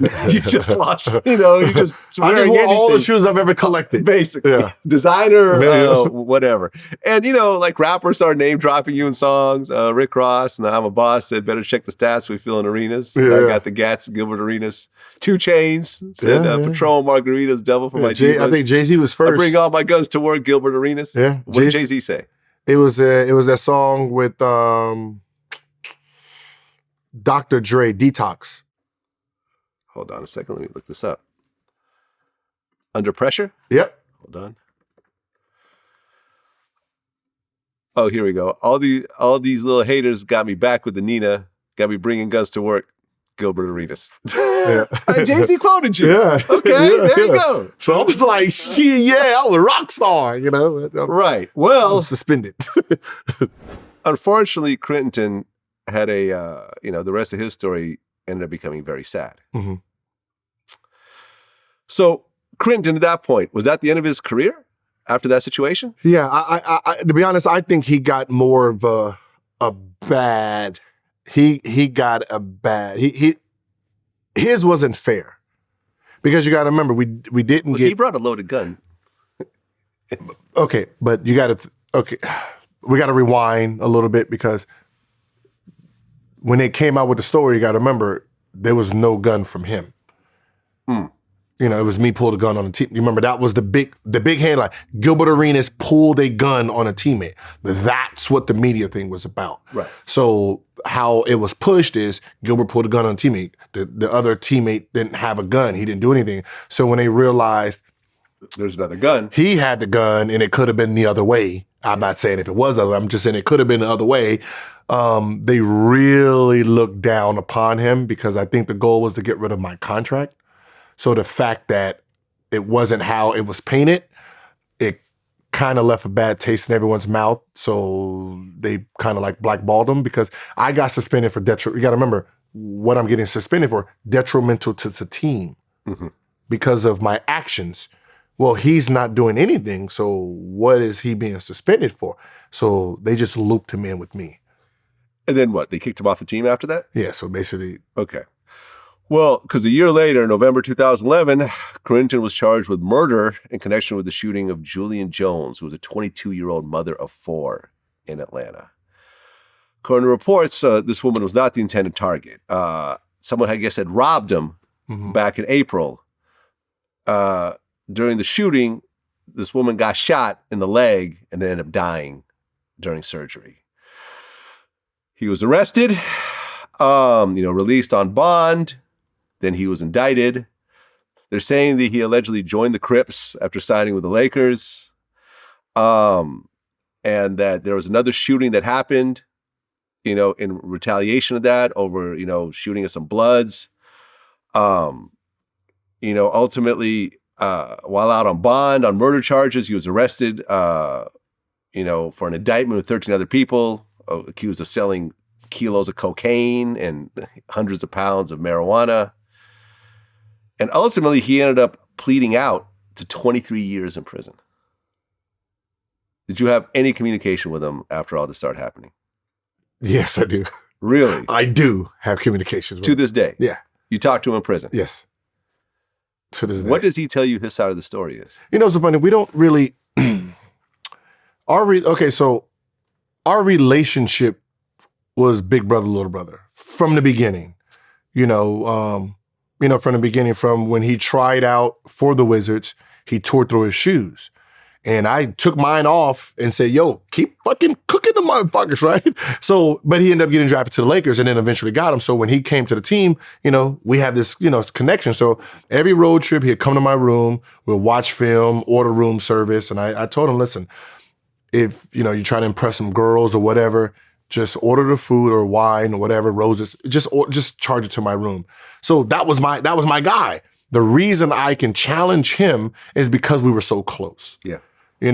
So what ended up happening is the reason we were going at it is because, it's the little brother trying to stand up for himself. Yeah. That's all that was. It was, I'm calling your bluff out. You say you're going to do something, I want to see you do it. You know, no, I mean, he's not going to shoot me. He won't even throw a punch at me. You know, that's how close we were. Yeah. You know, it just got out of hand. That's all.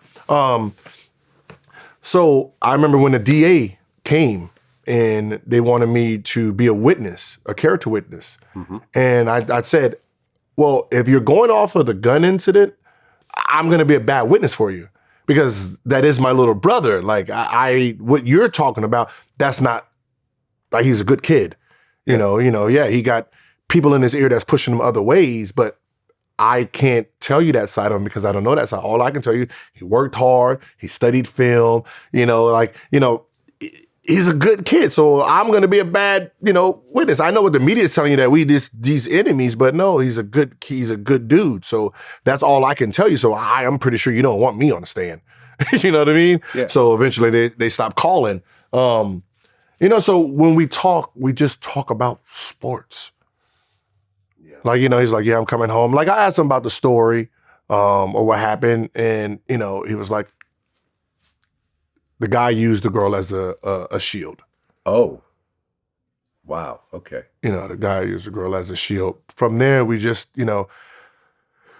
it's more just, how's the team doing? So I'll give teammates, I'll give him the number so he can call. What's up with the big three, man? How's Curry? Is Kyrie handles that good? Like, it's back to what, it was before.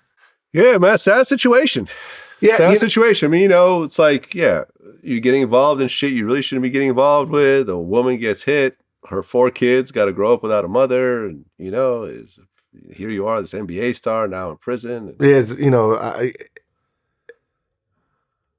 you're losing everything, like that. Yeah, he lost everything. Yeah, like you get suspended 50 games.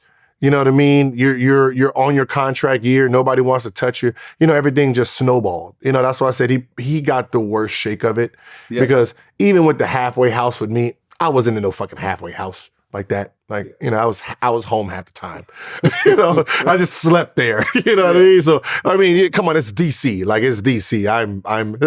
That's like trying to send fucking LeBron James to a halfway house right now. Right. Come on, there's no halfway house. He's gonna be able to do whatever he wants. And so I didn't really have, there was really nothing for me. Like, I had I think, was it 2 years supervised? Yeah. Right, that's what they gave me? Just nothing. That was 2 years? Yeah. I never met a probation officer one time. Right. At the beginning, other than that, who the fuck is you? I'm like checking Pete. Like, so I remember they had to, like, yeah, we need to do P tests.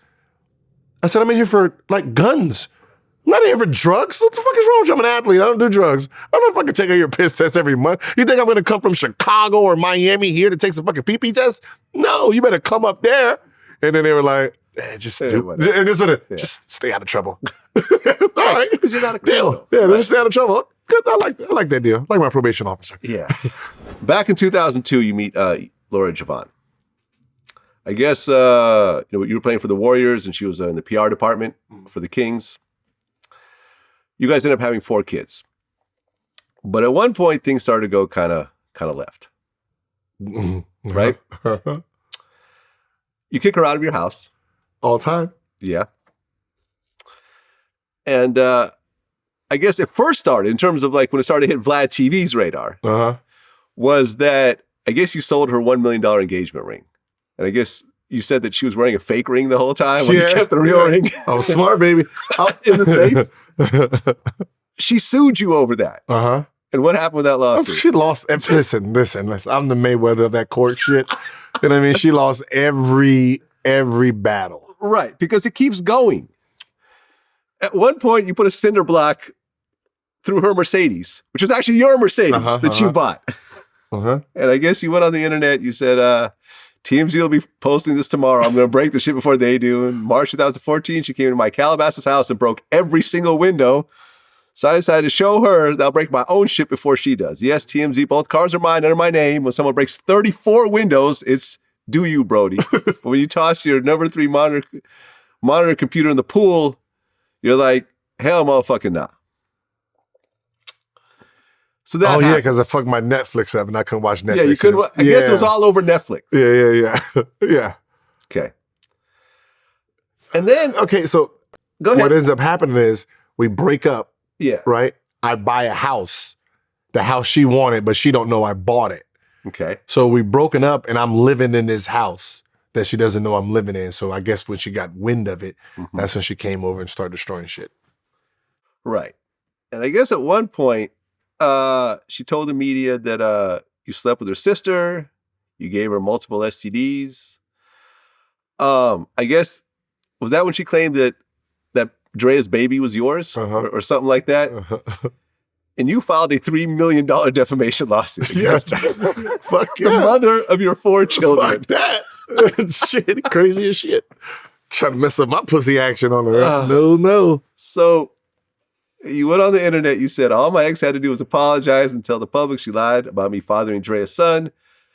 I had sex with her sister in 2002, but we met in 2003 and had 4 kids. What the fuck? Shaking my damn head. Retarded and giving her an STD. I guess looking like a victim to a bunch of Hollywood celebs. That was more important to her. Now she has to pay my lawyer fees and me in damages, around $3 million. In real life, ha ha ha. I would brag all day, but when you're 26-0 in court, it's pointless. She the MVP of faking for the gram. Yeah. And then my favorite one. You said, in real life, my ex will have to work at Hoochie Burger every day for 100 years at $12 an hour with a 10-hour shift to pay that judgment off. Yeah, I had to do the math. I had to do the math on it. Okay, so I guess she went back to court and said, okay, there's no possible way I could pay $3 million. So they lowered it to $110,000. Yeah, so I was doing, okay. So when you go through, if you listen to Hollywood, it's the Hollywood like cocktail of breaking up. Like, you know, you break up, the female always wants full custody. Then they do the whole restraining order. You know, they try to do the restraining order to keep you away from the kids so they can say they have full, because it's all about time. You know, the more time they get, the more money they get. Yeah. So that's what all of it starts with. You know, it's time. It's, you know, the more that they give me time, that's less money. So if you want the money, you have to try to prove, you know, all these things. So when I filed my defamation, you know, there's key words you use to boost money up. You know, can't sleep, nausea, depressed, throwing up, all that. I didn't want to use those words because that's not actually how I feel.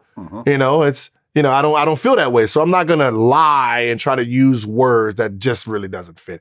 Now, the point is I don't care about her money because she don't have none. Right. You know, she don't have $3 million. So has she ever worked while you guys got together after you guys started having kids? No, not real jobs. So there's no point of me really just using all these dumb words. Like it's really more funny to me. And I'm really trying to prove a point that, yo, I didn't give you no STD. I didn't sleep with your sister. I didn't father Dreas. That's all. Like, why you, like, you just go out there and just say like, you just go out there and purposely say shit, you know, because you're on Instagram more popular than me at this point. So all I can do is just defend myself. So, you know, it was more about proving a point that, yo, hey, ladies, listen, hey, everybody out there, I beat her. She lost. Now she owes me for this dumb shit she said. Right, because I guess at one point you try to seize the $110,000 out of her bank account. Oh, yeah. But then the bank accounts were empty. So, yeah. Did you ever get a penny out of this judgment? I have not. Not one penny? Yet, no. Okay. I mean, every time she tries to, if she pisses me off, I'm going to try to attack her account. Just for shits and giggles. Like I do it more for shits and giggles. But, you know, I'm like 50 Cent right now, right? I want it, but I don't want it because it grows interest. Yeah. You know, so if you ever get married or hit the lottery, you still owe me that money. Right. You know? But I mean, you have 4 kids together. Like, you know, are the kids are kind of caught in the middle of all this. Yeah. Right. But but you gotta remember, that's the reason I had to start the fight. I didn't want to fight. You know, I just want to, I won the judgment. So people don't understand, like, I left her January 1st, 2015. She takes me to court. You know, she wanted $244,000. So, you know, when someone wants $244,000, they want cars, they want a house, they need nannies, this and that. And then they go to court and the court says, all right, 10 grand a month. Right. And he gets joint custody. That right there, like, really fucks your life up. Right, because originally she was supposed to have $40,000 a month. She was getting 40. Like I read somewhere they got lowered from 40,000 to 10. So she wanted 244,000. That's the reason A she month? took me to court. Yes. Wait. She wanted $250,000 a month. Yes. Because it goes off the contract. So that's what her lawyer calculated. Okay. So what ends up happening is the judge says, no, you've been getting $10,000 a month and you have to get out of his house and he's going to have joint custody.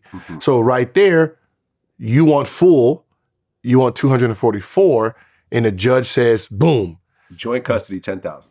That right there throws, like that's like playing, that's like gambling and you got $10,000 to go with and then you get hit first hit and now you're left with $300.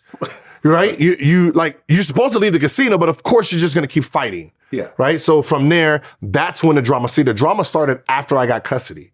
See, there was no drama before. It was, if you ever look at, some of the timelines, it's, single, ready to mingle, titty falling out on the red carpet. There was no guilt. There was no bother of Gilbert Arenas, bro. She was having a ball. Like I'm living life. I'm enjoying. There's no drama. There's no nothing. This is smooth. When I won joint custody, which means in her world, him and the kids continued their same life and I'm on the out, getting $10,000 a month, living on my own. Fuck that. And that's where the drama was created. Got it. Well, then in 2015, your former assistant, John White, gets convicted of stealing $2.1 million from you. Yeah, that's what he got convicted of, but yeah. He stole more? Yeah. How much did he steal? Probably like 6.9 is what we calculated. How was he able to steal that much money? You know what? Clever. It was clever. Okay, so so you have a main account and then you have your play money account. So I was always on like fixed income basically from my rookie season. Yeah. So I have Bank of America and then, once you sign the contract, then, you get a financial advisor, they put the money in whatever Wells Fargo's and all these big ass, but I still keep my play money. Yeah. So, just, put 5,000, put 10, I'm going to the casino, put 20 in there. So that's the money I use, that or my credit card. So around 2006, 7, he moved with me. He was there for 2 months and then so this was a long time assistant. This was someone you really was part of your family damn near. Yeah. Okay. So, so he was my assistant. He lived at the house, take the cars he lived out. with you and everything. Yeah. So I guess through the mail, you have my accounts. So you have, like stubs of, my Bank of America account. Because since it was just my little personal Bank of America account, it didn't go to my financial advisor. So all you needed at the time was the number and your social security. So I guess he set me up online as an online user that he had access to. So he just set my account up as an online so he can log in online. And what ended up happening is whenever I needed something done, he'll just go like, yo, John, can you tell them I need my car fixed? Or can you tell them put 10 grand in my account? So he'll call and say, hey, Gil needs 10 grand in his account. He's getting ready to do this. So what ended up happening is he'll say, hey, Gil's going to Miami. He needs 50,000. When they put the money in his account, in my account, soon as it hits the account, he takes it out. So whenever I go to the bank, I don't see nothing different. Because you got to remember, if I have 5,000 in there, he's not touching the 5,000. He's only touching the money he's ordering. He's transferred. And since you're not looking through all the activity carefully, you don't really know. Yeah, because there's a play money account, so there's no big money. So like I know like I only have $1,200 in there. Shit. So I spent 3 here. I only got 900. So when he's swiping the money, I don't see it because he's not touching my money. But there was a couple times where I'll go to the bank, right? And I'm like, 10 racks? Damn. Let me take this money out before y'all fuck around. And, so there was a couple times where like, it'd be like 10 racks in there. And I'm like, damn, the fuck 10 racks in there. And then I go back and it's gone. Oh, okay, they must have made a mistake. Well, with the stolen money, he purchased several cars, paid off his mortgage. The jury found him guilty of 11 counts of wire fraud, 4 counts of filing a false tax-related document. He got sentenced to over 4 years in prison. Did you get any of that money back Were you able to like seize I the got cars or the house? Yeah, or- they I guess when he got out of jail, they gave me a check and then some of the house money when his wife sold it. But like but nowhere near the $6 million that he stole. So the feds only went after 2.1 because it was that. But he didn't have to go to jail. He didn't have to go. Like I say, listen, I know what you did, right? Like I caught him on an accident. Like I caught it. This is like 2006 to 2011, 12. I caught him because I was trying to go to a little food market in Calabasas, and it takes cash. So I had to go to the bank, and then because I don't have a card, so I have to go inside the bank, show my ID, and they asked me all these stupid ass questions, and I didn't know none of them, right? So now I got to talk to the manager, and then one of the questions was, who else is on your bank account? No one. And then I was like, can I get my $200? I said, this is how much I have in it. This is what I used. I used that. I bought that. It's my account. And I said, well, the fact that you don't know who else is on your account kind of scares us. So I had to go sit with a manager, and I'm like, I just want the fucking $200. Like, this is fucking ridiculous. It's like $200, bro. And then we're sitting here, and it was like, do you know anybody with a name Jay that's on your account? And I could not even phantom his name. Like, Joe, I opened this account in 2002. There's like, when did you open this account? Yeah, when I got money. That's when you open accounts, when you get money. You don't open it up before. So when I got money, that was, 2001. And, there's like, so I'm like, who the fuck is Jay? So I had to call old business manager. You have somebody in your database, Jay? And then I told her, I was like, the only person I know with a J in my life is John. That's the only person. It's like, John what? I was like, his name John White. I was like, yeah. I was like, John White's not on my account. And she was like, yeah, okay, we have a problem here. And then she was like, I don't supposed to show you this. And she was like, you sure you don't have access? And we're trying to figure out. And then she's just showing me they gave me that year. So that was 2010. And she printed out that year. And I'm just looking at all this money in my account, going through it. What the fuck is leaving this? your account? Yeah, coming in and leaving. So I go to my financial advisor and I'm like, yo, what the fuck is this? Yeah. And I was like, how is so much money going? How is this money coming in here? And then he was like, you're asking for it. Who the fuck is asking for it? Well, John's asking for it. Why is John asking for money from me? Wait, why are you? So then we're trying to break down of really what's happening. So the reason I tried to give him the deal, like, hey, listen, this is the deal. Your wedding ring, your house, all that, you're going to write that over to me. Yeah. You're going to pay me rent for living in this house. Yeah. But everything, your cars, jewelry, all of it's coming to me. Give it all up. You're going to write a letter on what you did, because I'm suing the financial advisors because they didn't do their due diligence. They didn't double check to make sure you was not stealing. So, and then you can live whatever life you're going to have free. You're not going to be balling like you used to, but you get to have a life with your family. Or I can turn it over to the feds. They're going to find you guilty. I'm going to sue them anyway. So either way, I'm getting my money back from my financial people. Yeah. So either you're going to be in jail or not. The second, option B, I'm going to get the same stuff anyway. Yeah. Because when you're in jail, I'm going to get it. So however you want to play it. He was like, oh, fuck that. I ain't do nothing. Give it to the feds. So I called his mother. His mother tried to convince him, like, yo, if you did anything wrong, you do not want the feds coming in. Right. But I think because what ends up happening is we were so good friends that he didn't think I was going to do it. And I was like, all right, man, listen, I'm going to do it. Right? I'm going to do it. So go get A. And he was like, nah, just do what you got to do. Right. And the feds have a 98% conviction rate. So you did what you had to do. Yeah, so I get as it to you the should, feds. So as you should. And he ends up getting convicted, going to prison. Did you sue the financial advisors? Yeah. And did you get the money back? Yes, they settled. Oh, really? Yeah. So did you get most of it back? No, probably like, I can't say. Okay. I just thought about it. Okay, fair enough. Because I lied in child support court. Okay.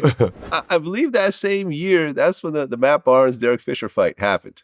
Mhm. And Matt Barnes came in and gave you the play-by-play, and you're somehow involved. I think I'm situation. somehow entwined in that. Did you actually see the fight? No, I was on the phone. But you were on the phone. Yeah, 'cause so he was he- calling you when he was on the way to the house. Yeah, so he calls me the day before, which And this is, just so everyone knows, this is with your baby mother's sister that with he's the dealing sister. with. Yes. And you're living down the street from all this. No, no. I'm in Woodland Hills. I'm Okay, yeah. chilling. Okay. So I get a call from Matt the day before. Yeah. And he was like, yo, hey man. He said, man, like I'm hot. I need to punch on somebody. I was like, what's going on, bro?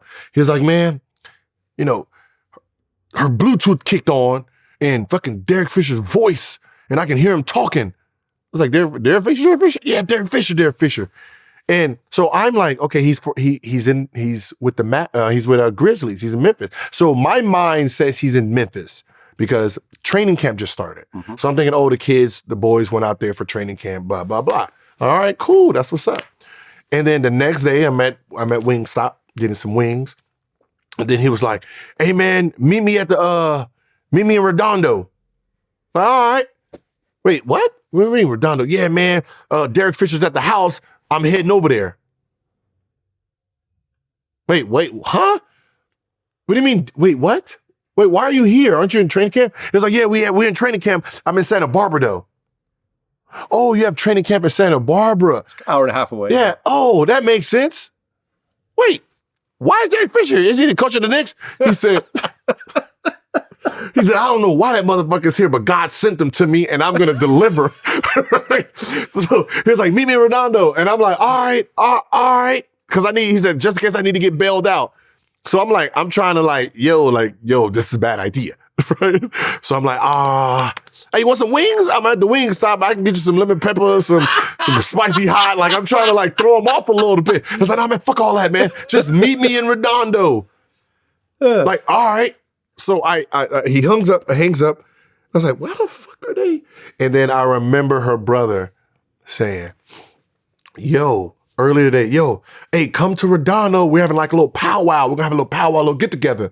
And I'm sitting here like, oh shit, it's a powwow. It's about to be a powwow. Fucking Matt gets there. So I call, so I'm hitting the brother up like, yo, hey. So I'm trying to hit the brother to let him know, yo, get the fuck out of there. But the brother Lonnie wasn't answering. So I'm like, so Matt calls it back. It's like, where you at? And I'm like, no, where you at? Because I'm driving to you. I said, I'm driving to your place in Marina Del Rey. He's like, nah, don't meet me in Marina Del Rey. Meet me at the house in Redondo. I was like, but damn, I'm still at Wingstop because I already put the order in. It takes like 15 minutes. So I'm like, yo, where are you at? He was like, I'm in Redondo getting off the exit. God damn, how fast are you driving? He was like, I'm going. I was like, yo, damn, so you don't want to meet at, so I'm trying to stall. So you don't want to meet at the Marina? They're like, no, GA, get over here. I was like, all right, man. I'm in the whip right now. I was like, I'm past, is this a 10? I'm just start naming shit. It was like, yeah, he closed. I was like, all right, so listen, don't do nothing until I get there. All right? Just wait until I get there. Yeah, that didn't work out. Right? So I hang up. I'm like, no, this motherfucker's crazy. Please, Lonnie, where's Lonnie? Get the fuck out of there, bro. This is about to be all bad. This man is on a fucking mission. So I get a call, and it's Matt. I'm like, oh, fuck. And then I was like, yo, are you there yet? Because I'm almost there. It's like, yeah, I'm already here. I'm outside the gate. I was like, what do you mean outside the gate? I thought you were just stay in the car. What do you mean? Stay in the car, Matt. I'm coming. I'm coming, so stay in the car. He was like, nah, I'm outside the gate. I'm just checking the scene out. Fucking Matt being mad, bro. I hit up Gilbert Arenas. And I'm just like, kind of briefly give him what's going on. I was like, I'm probably gonna need to get bailed out of jail tonight. He's like, what's going on? And I'm just like, Derek's, and I kind of give him a little story. He's like, Gilbert's a motherfucking fire starter himself. So he's the instigator. He was gassed anyways. Like, he's the guy that brings the gun into the locker room. Right. He's like, I got you, whatever you need, you're good.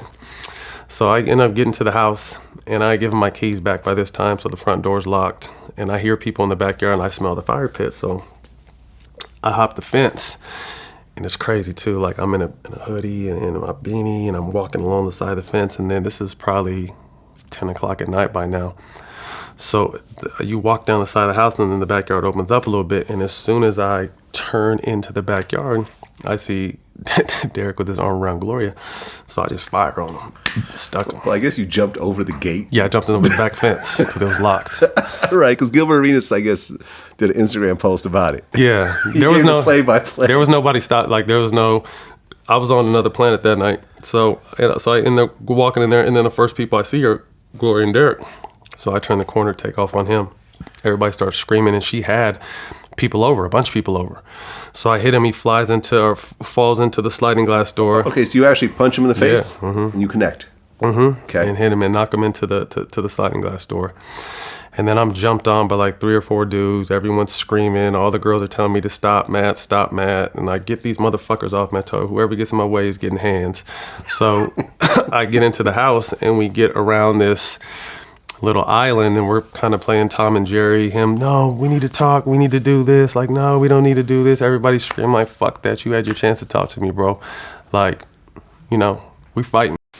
Derek them did, but I guess he told a joke and everyone laughed. He flipped. Yeah. Oh, he think he's funny. And that's all I heard. Oh, he think he's funny. I guess he must have put the shit in his pocket and jumped the gate. And all I can hear in the background, nah, don't you run, motherfucker. Wait, he had a pistol on him? No, he put the phone in his phone. so Okay. he didn't hang up, so he put the phone in his pocket. Got it. So all you hear is a bunch of running around, screaming. Oh, so you're actually listening? Listen, and I'm like, no, Matt, no, don't go to the other side, man. And all you hear is because I guess they're in the back fireplace and shit talking, and I guess he must have said something funny, and that fucking pissed him off, and he jumped over, and all you hear is, get back here, motherfucker, and they just running, and then he eventually get out, got that motherfucker. Yeah, I got his ass. I'm like, bro, so I shouldn't show up anymore, bro? Get the fuck out of there now. Like, I'm still in the parking lot like, oh, man. Fuck, this motherfucker's crazy. Right, bro. he ends up beating him up. Essentially, right? Yeah. I mean, he gave me a play-by-play. Yeah. The whole Derek Fisher fight. I guess you were like, Derek Fisher ain't going to be showing up to practice. Yeah, that is all. I'm like, I guess practice is over with now. This is, so I'm gonna go in there and joke about it. That's what I do. So, Well, ultimately, they end up working it out, and now they got married. Uh-huh. Derek Fisher ended up marrying, Matt Barnes' ex, and Matt Barnes said, listen, it could be worse. She could have gone with someone a lot worse than Derek Fisher. So he seems to care for the kids, and ultimately, they're good dudes. They're friends, they're teammates. Right. There's just some things as athletes you just don't do, and I guess once Derek crossed that line, it is what it Matt is. just couldn't help. But at some point, I knew they were closer. They were closer to being friends than people thought, because they were friends. So Right. just once they got over that emotional part of it, There was a lot of drama. We went to the whole story about the parking lot, how she tried to drive off with the kids, and all that nonsense where you got full custody, I believe, and so forth. So luckily, it all got worked out at the end, and people could go on and being parents and co-parenting and such. You did an Instagram post in 2016 where you talked about how you scammed a strip club out of $40,000. You are really the king of internet trolling, man. Because really, what you say online is people take that with shit. NBA players is just unsurpassed. It's funny because it's like everyone takes everything for literal.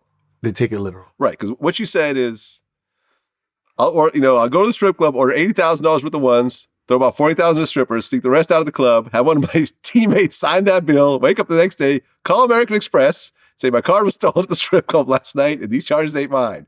With no questions asked policy, they'll see it's not your signature, refund all your money back. So I got $80,000, spent $40,000, plus took my $40,000 back. And there you go. Yeah. Did American Express actually investigate you after that? Yeah, of course. And then what did they find? First of all, they don't know what they're looking at anyway, right? Because it's not like I gave a year, right? Right. But I never gave a year.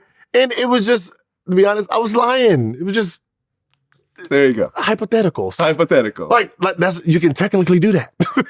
They're not gonna know the difference. There you go. Well, right, because technically if it was that amount of money, they would probably, if the strip club would debate it, they'd get cameras. But as I said, nobody thinks about it. Right, Like, exactly. they just hear a story and they just a run strip with club's not going to take a $40,000 loss sitting down. No. Yeah, exactly. There you go. There was a post that happened in 2017 about you don't have to be mixed to be beautiful. Uh-huh. And you made some comments about, how when you look at the 50 most beautiful women in the world, you don't see a lot of dark-skinned women on that list. Okay. And then you mentioned Lupita Nyong'o. Mm-hmm. And you said, everyone's saying her skin looks beautiful, but what about her face, though? Lights off. Yeah. People got on you for that. Especially because your baby mother is light-skinned and the whole nine. Okay, so we have this. Okay, so I'm having a conversation. What's so funny, it's still kind of like lingering around I was having a conversation with a bunch of black actresses, right? And they were talking about how Hollywood right now is replacing them with the others, which is, Jamaicans, Africans, dark women from England. So they're saying they're replacing us with them because on camera, you can't tell the difference. The audience doesn't know. They're cheaper and they listen. They're saying that we use racism to get jobs. So they're saying they're easier to work with. And, so like, damn, that's fucked. They doing that? And they're saying like, if you look at all the actors now, they're not even from America. They have all these accents and boom, boom, boom, because they're cheaper. So they're pushing us out of work. So they're saying there's this big war going on. Mm-hmm. So I'm asleep. I wake up. And you know how you just like, you scrolling through Instagram and then I see a post and I'm like, oh, that's how y'all feel it? So the post actually said, you don't have to be mixed to be beautiful. Mm-hmm. Because it was from an African site. All I read was, if you're mixed, you're not beautiful, and you got to be 100% from the motherland to be considered beautiful. So I get pissed off. So I'm like, I have 2 mixed kids. They are dark. You're not saying they're beautiful? Well, then let's go then. And that's where it was from. Like, so I'm like, well, I have two dark girls, but they're mixed. So you're saying they're not 100% pure? Well, Gloria Jovan is what nationality exactly? Mexican. She's Mexican. Yeah. Okay. I don't even, something, I haven't even corrected the name because I don't even like the motherfuckers like that. Right? It's Govan, but you can keep botching that shit. Okay. You can keep botching it for me. Right. Fuck them. You know what I mean? Okay. So, okay then. So I go online, and this is the funny part about it. I go online and I type in beautiful the most beautiful African women and hit send. All right. And then Lupita, and some other girl pops up. So I'm like, this is what they call beautiful? Oh, hell no. So if you read what I'm saying, so I said, who's y'all most beautiful? So I'm fighting with I'm fighting with the site. Who's y'all most beautiful? This girl and this girl, so Lupita and whoever number 2, I'll have sex with them with the lights off, right? Come on, I'm a man, right? So I'm literally saying I'm gonna have sex with them just with the lights off. It has nothing to do with skin, just with the lights off, just to like throw that in your face. Ha! And I said, she has nothing on, and then I named American Black Beauties. Gabrielle Union, I said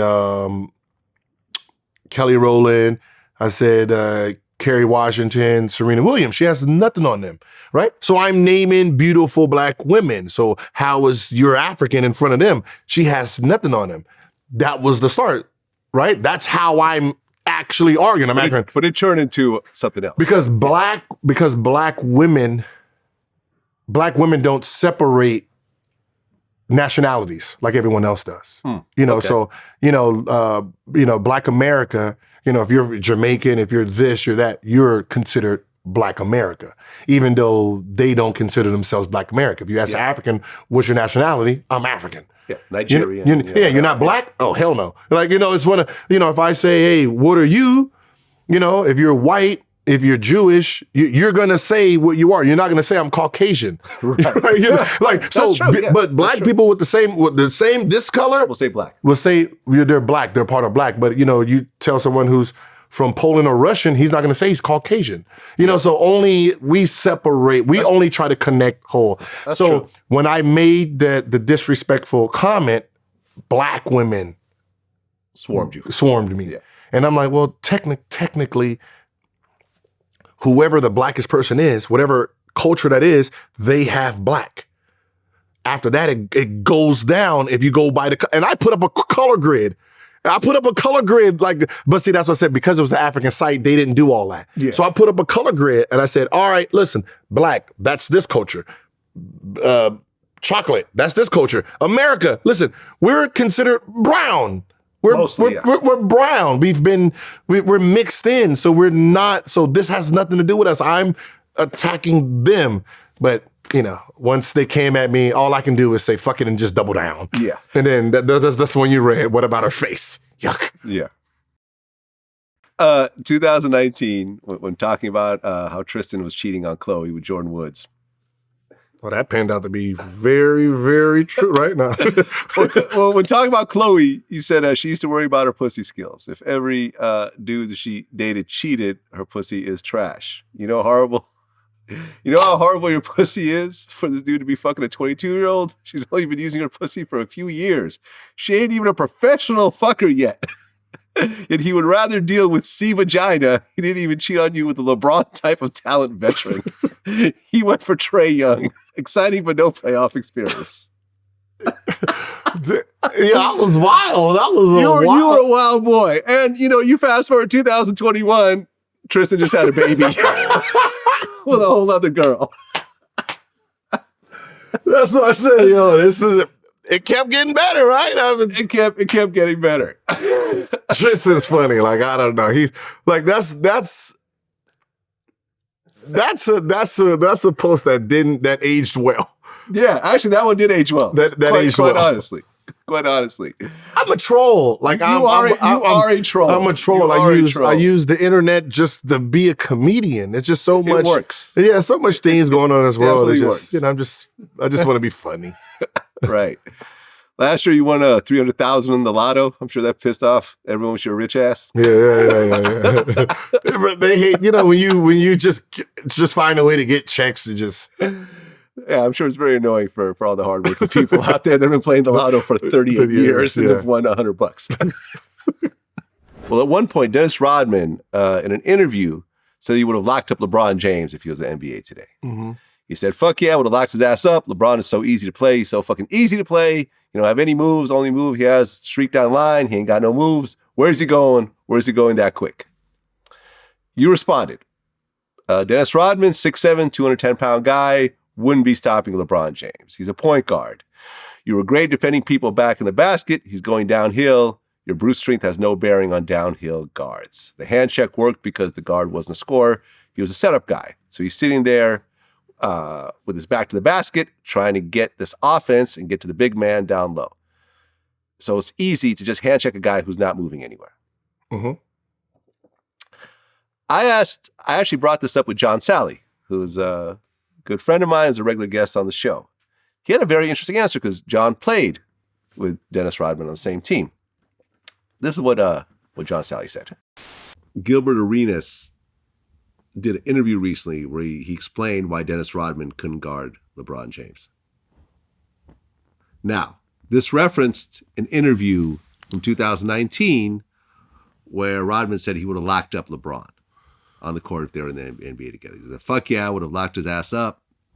LeBron is so easy to play. He's so fucking easy to play. He don't have any moves. Only move he has is streak down the line. He ain't got no moves. Where's he going? Where's he going that quick? Now, Gilbert Arenas responded. He said, Dennis Rodman, 6'7", 210-pound guy, wouldn't be stopping LeBron. Let it go. He's a point guard. You were great at defending people back to the basket. He's going downhill. Your brute strength has no bearing on downhill guards. He said the hand check worked because the guard wasn't a scorer. He was a setup guy. So he's sitting there with his back to the basket, trying to get this offense and get it to the big man down low. So it's easy to just hand check a guy who's not moving anywhere. Okay, so all of Gilbert said was true. The hand check changed everything. The physical play, being able to touch like that, they got rid of that because it worked in Dennis's favor. But as far as Dennis being 6'7", we call Dennis on the Pistons, we don't call him Worm, we call him Big Man. So it's a big man, because big man guard Akeem. And he's right, Akeem had his back to the basket. But Dennis was the fastest player, fastest runner, the most unbelievable physical specimen to play basketball. Anybody that knows basketball will tell you that's about Dennis.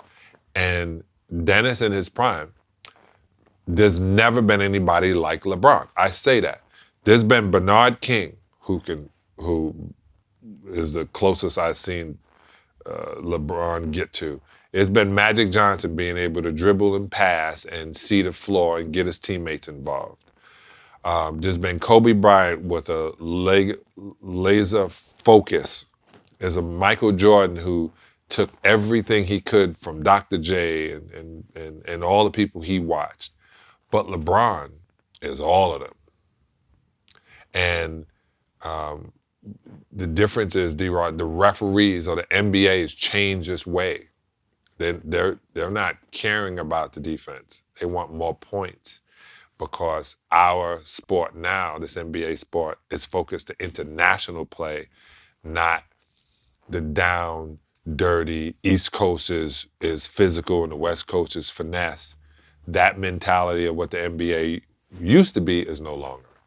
So you couldn't, I'm glad Dennis feels that, and I think Dennis would guard him greatly, but Dennis also guarded, the one person I saw Dennis have problems with is Rain Man. And that was a different way of playing too. He's right, you can't check people now. You can't put your forearm on them. You can't drive them to something. You just can't play the way we used to play. Agree or disagree with what John Sally said? No, I mean, he agreed to what I was saying. Pretty much, it's evolution, and that's what makes it hard to talk to a lot of older players, the 70s, the 80s, 90s players, because they don't factor in evolution. So what you were good at then has changed. So hand checking rules, moves have changed since then. When he made the comment, I'm not commenting because I'm like, it's sporadic. I'm just saying I'm researching it and then to make my comment. I saw what happened when the prototype number 1 came into the league and you didn't know what to do with it, which was Grant Hill, a 2-guard, 3-guard who actually went left to right. Y'all didn't know what the fuck was going on when he crossed over. Yeah, you had the guard, you had Tim Hardaway who had the Timmy cross. You never had a 2-3 that actually crossed that fast. And he was barbecuing, Pippen, Jordan, and Rodman with the fucking crossover. And he couldn't shoot a lick. Younger Grant Hill he didn't shoot very well, but he got to the basket like no other. So if you couldn't deal with prototype 1, what makes you think you can deal with the 2010, 20 prototype of guard? You can't. The moves that they do now, you've never seen in your life. So you wouldn't be able to guard and try to do the thing. Like, these motherfuckers is Euro stepping over your 210 body, Euro step pushing you into that lane. Like, 80s people think like fouling was defense. Oh yeah, we're just gonna wrestle him. Yeah, that's not deep. That's not actual defense, bro. You're just fouling me and hoping that I don't want to do it anymore. That is not. You didn't actually stop me. You just fucking fouled me till I just fucking wanted to give up. Yeah. So I laugh at it because it's like, no, I watched the game. Like, the game evolves. Yeah. Some of you can evolve. The way you played the game was better. It was more advanced than what you guys were at. Like a Tony Kukoc, a Scottie Pippen. Those guys can actually play because their attributes transcended. That like you guys were the prototypes that moved forward. Dennis Rodman, undersized 4 that can guard every position. Okay, you're Draymond Green. Okay, he's a little bigger, more athletic. Can score a little bit better, but. That's who you are in today's game. If we take Draymond Green's and put him in that era, he's going to average 20 something rebounds. He's going to get 20 rebounds, 15 rebounds. He's going to do all that, but he's going to pass more. He's going to pass better. But you got to remember, you guys are prototype ones. These guys we've evolved. They've made that position better. So it's like, no, you're not going to be able to guard these guys. Fair enough. Just like me, I'm not going to be able to guard Curry, and I'm 5 years away from him. Well, this is different. I didn't have to guard that guy. Well, didn't you make a comment about Steph Curry not being a top 5? No. Okay, so somebody was like, "Is Curry a top 5 point guard?" Yeah, and I said, "No, he's not a top 5 point guard." Right, because the point guard that phrase is point guard, someone who's facilitating, getting everybody involved. So I said, he's not a top 5 point guard, but he's a top 5. He's top 3 guard in the NBA. Aha. So he might not be top 5 because, point guard, you're talking about Magic, you're talking about Chris Paul, Rondo, LaMelo Ball, Lonzo Ball. Those are to point guards, like your Kyries, your Currys, your Dames. Those are hybrid guards. So I can't compare. Okay. I can't compare your 28 and 7 versus 10 and 17 assists, 10 and 15 assists. Your points are so far ahead of this guy's that when you guys match up, your stats blow his out of the water. So I can't put you guys in that same category because it's the position has evolved so much. So I was like, he's not top 5 point guard, but he's a top two guard in the NBA. So I said, if you understand how that works, like, he's not point guard, but guard. If we just if we throw the 1s and the 2s in there and put him in, he's top 2. Okay, if he's top 2, who's 1? Then now, LeBron. Okay, there you go. There you go. Well, speaking of LeBron, you made a comment about the Isaiah Stewart LeBron fight. Elbow happened during the Lakers Pistons game. Stewart got elbowed in the face, in the eye, had a bunch of stitches, and he basically charged LeBron.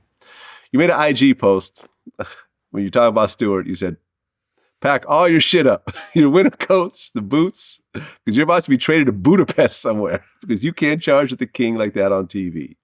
We will drug test you expeditiously just to make sure that the rage isn't drug related. Read the memo on fight attempts in the NBA. You don't square up with James, Kevin Durant, Steph Curry, or Klay Thompson." You also said that the fight was worse than your gun incident that happened. just to throw that just in. Troll. Just to kind of troll. What do you think about that fight overall? Yeah, the reason I said it became too much. Okay, he hit you in the eye, you fail. You can tell just by LeBron's response that he didn't mean to hit you in the face. Like, he meant to throw an elbow, like, get the fuck off me, but he didn't mean to hit you in the face. That's why when you fail, he tried to, to pick him up. It's all like, damn, my bad. I ain't, it's like when you're playing in a game and someone's hanging on you, you're gonna always like try to get off me. But it's more of a scare tactic than, you're not really trying to hit the guy.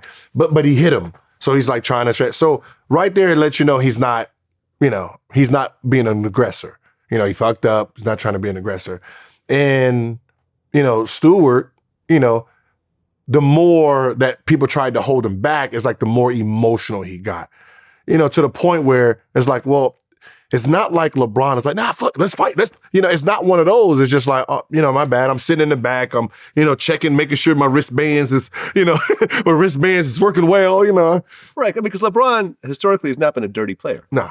Just hasn't. It's just not his style. It's just big. Yeah. It's just big. That's what I'm saying. It's one of those things where guards, you played against him. Yeah, guards do it all Lots the of time. times, Like, you're holding on me and you do one of those quick, like, get off me, but you're not planning to hit and bite in the face. Yeah. So, I just thought it was too much to that player. Yeah. You can't do that to him, bro. Like that's do it to someone like, else. You're making too much of a scene on LeBron James. Like like bro, they're gonna really. I guarantee if you ask him, they drug tested him within that week. 100%. If you're a player who averages 15 and your ass scored 50, you're gonna be drug tested. Okay, that's just fucking drug test. We're gonna drug test. Beal, back-to-back 50. Drug test. We want to just make sure everything is all right here. So, watching that thing happen was like, that could have went bad. Like they could have made an example because of the Pistons thing before. They could have made an example, gave them 10 games and nobody would have blinked. They would have blinked. Right. And I mean, what do you think these days when, players like LeBron are actually getting fans thrown out? Because, you had a situation, I remember, when I was going through some of your notes, like, I think you were playing against the Celtics and one of the fans started calling you like the N-word with like the hard R. Yeah, like, hard E-R, yes. The hard R yeah, N-word. Yeah. Right.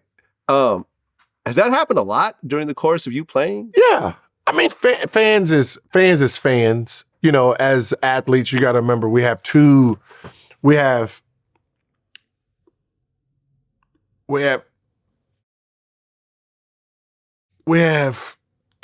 sets of standards, right? It's like what we accept from fans and what we accept from players. So what we accept from players is a lot worse than what a fan can actually tell us that's going to piss us off, right? So we're used to this because you're in the same battlefield as. So, you tell me my girl's cheating on me, you doing this, like fuck off. You know what I mean? Like I'm gonna bust your ass. We're just gonna be the trash talking, right? That's part of the game. Mm-hmm. Then you also have part of the game from the fans too, that, they're gonna chime in. So if you ever notice, you only hear the fans when you're getting your ass whooped. When you're getting your ass whooped, those fans' comments hurt more. But with LeBron, it was more that they went, from what, I heard, they said something about his son. Yeah. Yeah. I guess one of the fans said, I hope Bronny dies in a car accident. Yeah. That's as a fan at a basketball game, that's too much because that has nothing to do with the game itself. Yeah.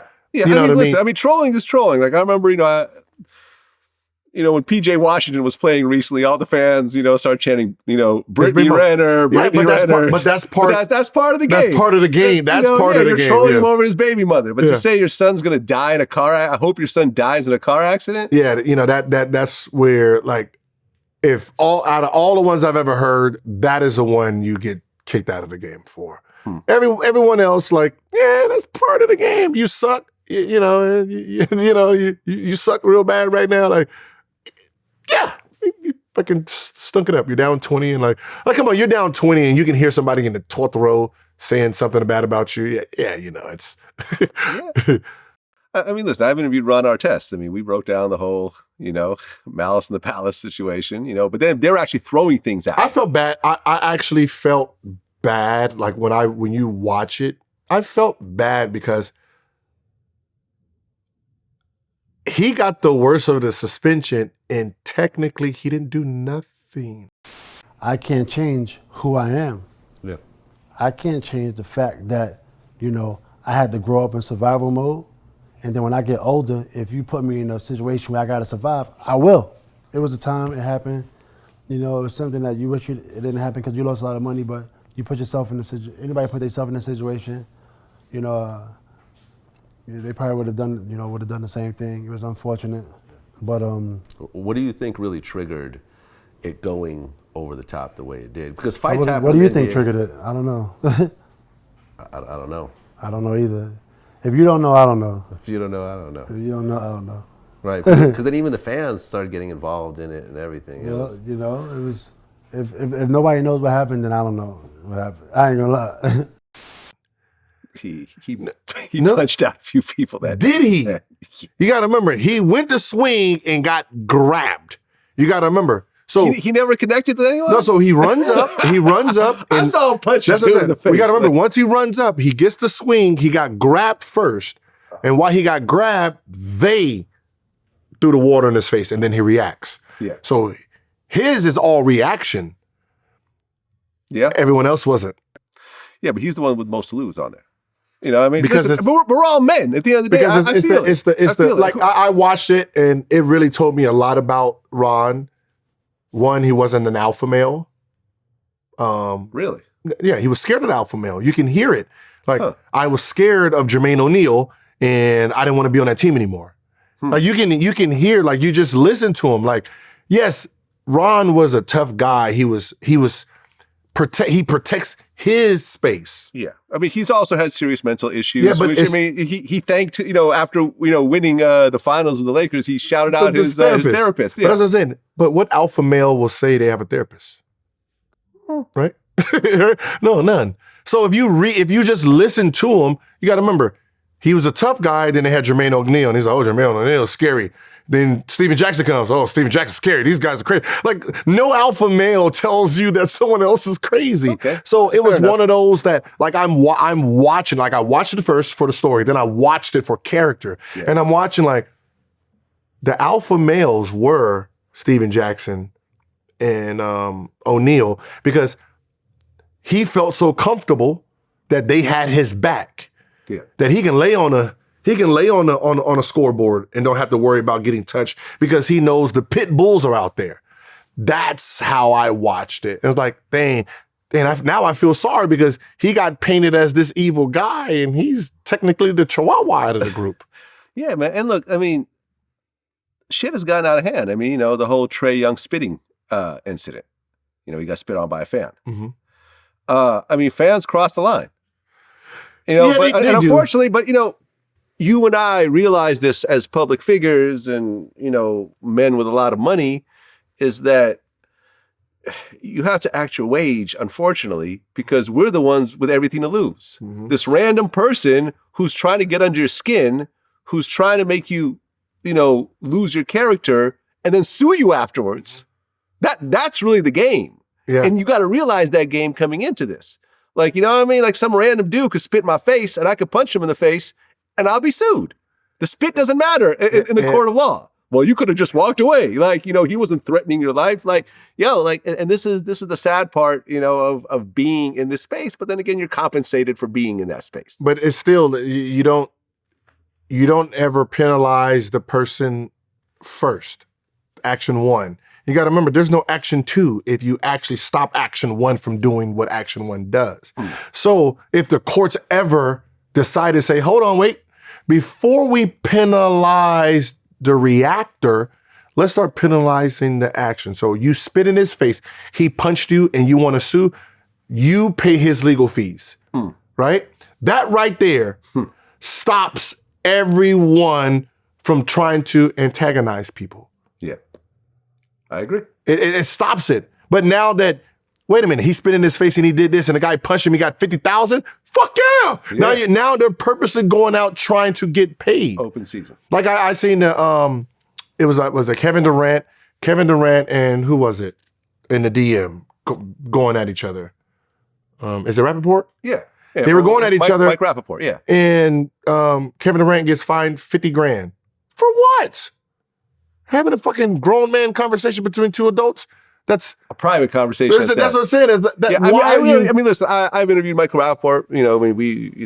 We message each other from time to time, and I thought that was not cool by Mike posting these private DMs. You know what I'm saying? Like, I honestly thought that was not cool, especially since they seem to have some level of relationship with each other. You know what I'm saying? But the NBA, why are you finding him? Do you think Mike's job fined him for this? No. So why are you finding this guy for? Like, it should be an equal. Don't like if Mike gets fined, then you fine Kevin. If nothing happens to Mike, nothing happens to Kevin. That's just period. You gotta be fair. Stop stop going after the guy with the money to prove a point. The only point you proved is, and I'm just going to stop fucking with people, period. Just... Yeah, I mean, that's what happens the more rich and famous you get. You just start fucking with less people because, I mean, shit, I've been sued. For stupid shit. Like, it's like, yo, this didn't even happen. And I got to settle? Yep, now you Like, got to know settle. what I mean? Yeah. I remember someone sued me, and in the paperwork they said I'm part of the Russian mafia. And they got a settlement out of that shit from my insurance company. I'm like, the Russian mafia? I have a fucking successful internet company. Like, yo, like, you want to see my taxes? What I do is common knowledge. Yeah. But yet here I am dealing with this bullshit. Because we pay. I don't even know any Russian mafia members. That's Like, what, you know, we pay for it to go away. we pay for it to go away. And that's what people understand that. Yeah. We pay for it to go away because it's less of a headache. Oh yeah, man. Listen, I have been in mediation before. And I remember like we were speaking to the mediator and we're like, this is all just a lie. It's not true. And the mediator said, the truth doesn't matter. I'm just trying to come up with a number. Yep. They said that to our face. Said, I don't care about the truth. Yep. I'm just here to come up with a number that everyone's okay with. Yep.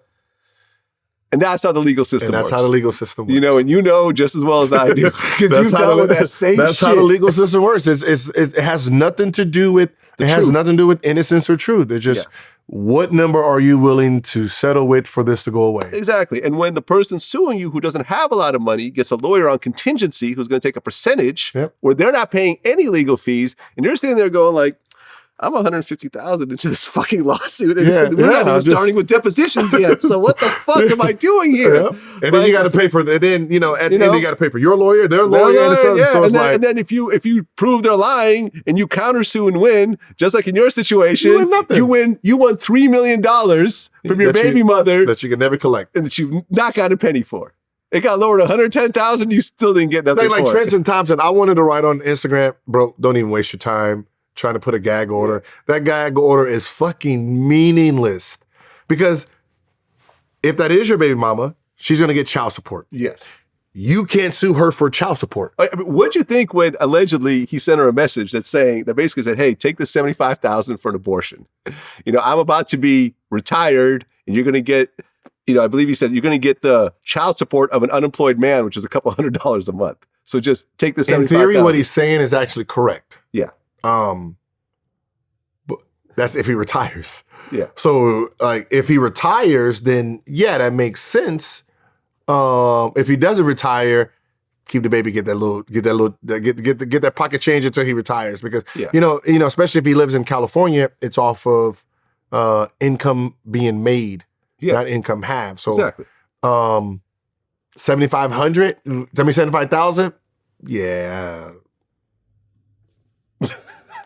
Yeah, I don't see how any woman to take 75. Yeah, 75. I'm gonna make that more in a year, even with bare minimum child support. Yeah, take my chances. Let's keep this. There you go. You know, but same thing with but if she wants to come out and start talking shit about him, there's nothing he can do. No. You can sue her civil, but even she's then, not gonna live off civil. She's gonna live off child support.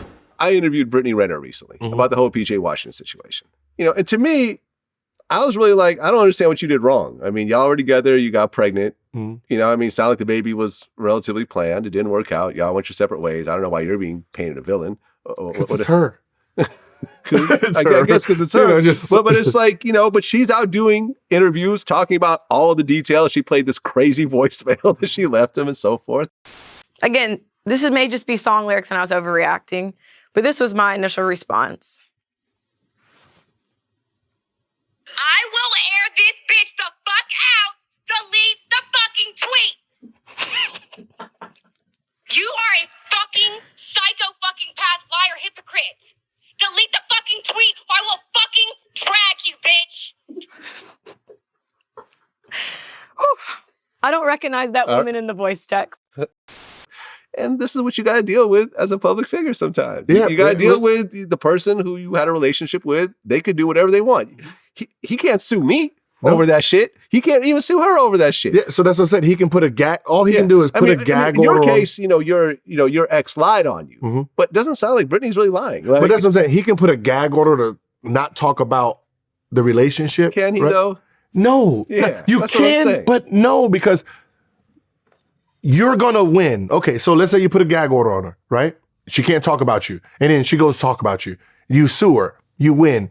Then what? Then what? She lives with her mother now. No, it doesn't even live with her money. You still got to pay her child support. You can't take child support. No. So if you're paying $20,000 a month, she's gonna be $20,000 a month. She owes you $3 million, but you can't take it out of the $20,000 a month. That's only if she gets a real job. At $20,000 a month, she don't need a real job. Shit. The fuck? My ex had fucking 2 TV shows and I still couldn't get fucking money out of it. True. You know, so it's just a waste of time. But on the other end, I would tell her or any mother or any, that's future, remember where your money is stimulating from, right? So we'll take that case. You got PJ Tucker. That is right now. PJ Washington. Washington. I'm sorry, PJ Washington. PJ Tucker. PJ Washington is where your money's coming from. Mm-hmm. Your money is stemming from what he makes. Mm-hmm. So technically, for every bread load he gets, you get crumbs to that. Mm-hmm. Right? Those are crumbs. So, even if you're getting $20,000, what he's making compared to what you're getting is crumbs. It's cereal box money. It's not alimony. Yeah. So what that means is the more you fuck up the bread, the less you get.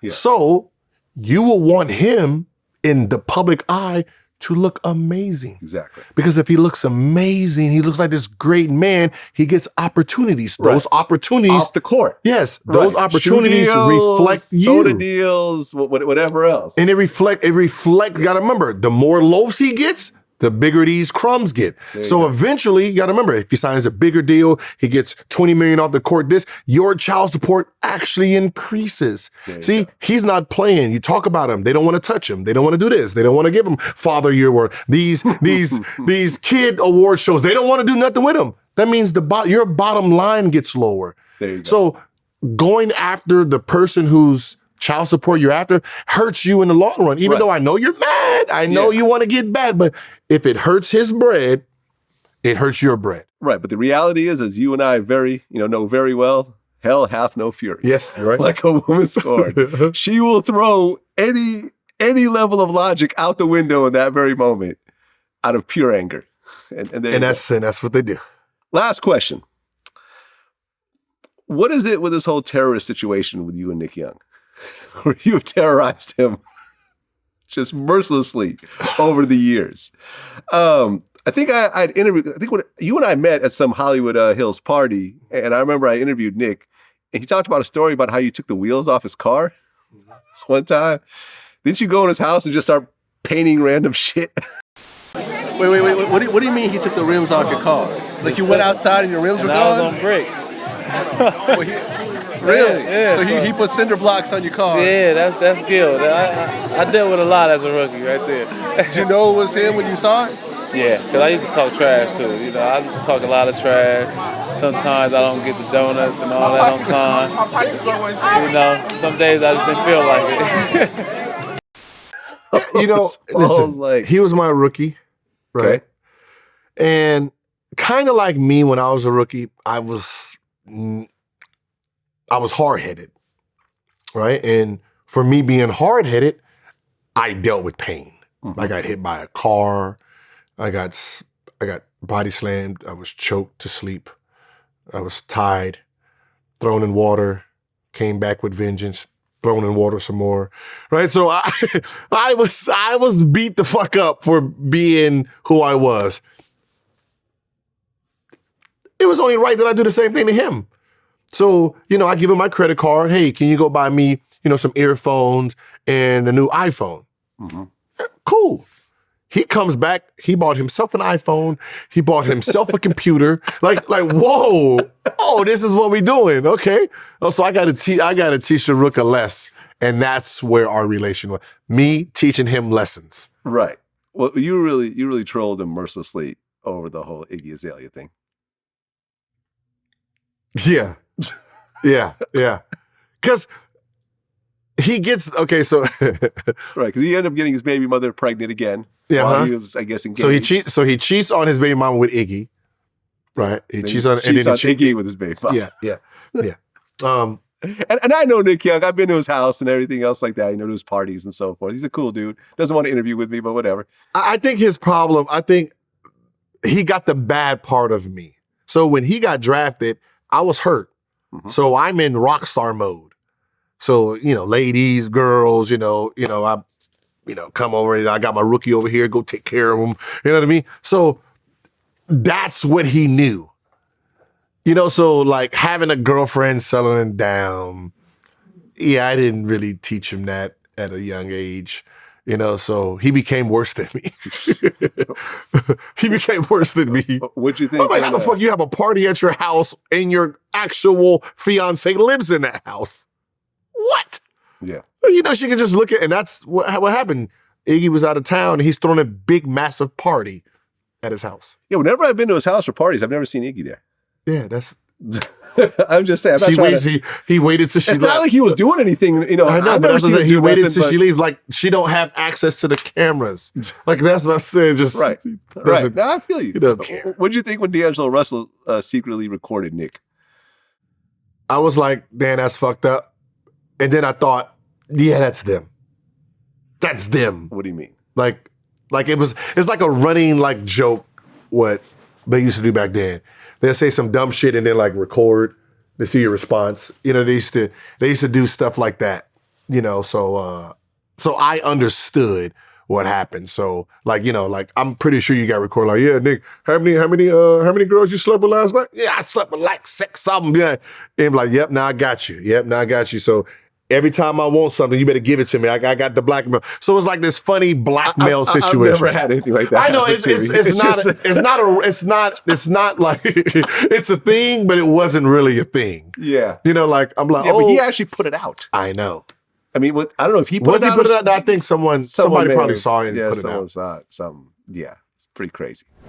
That's what it is. Gilbert Arenas, man. Quite a story. Quite a story. And you have a show these days. Yeah, to be honest, I've done change the name so many times, but it's the No Chill with Gilbert Arenas on Fubo TV. Fubo TV. Yeah, I like this one better than the Mia Khalifa one. Oh, yeah. That one I don't think really worked. No, the chemistry wasn't really there. No, what's so funny? It was amazing. She's an amazing person. Like, no, she's really like, of course I've seen her on TV, that TV. TV. And, yeah. And we talked about it and just listening to the story, I was like, ooh.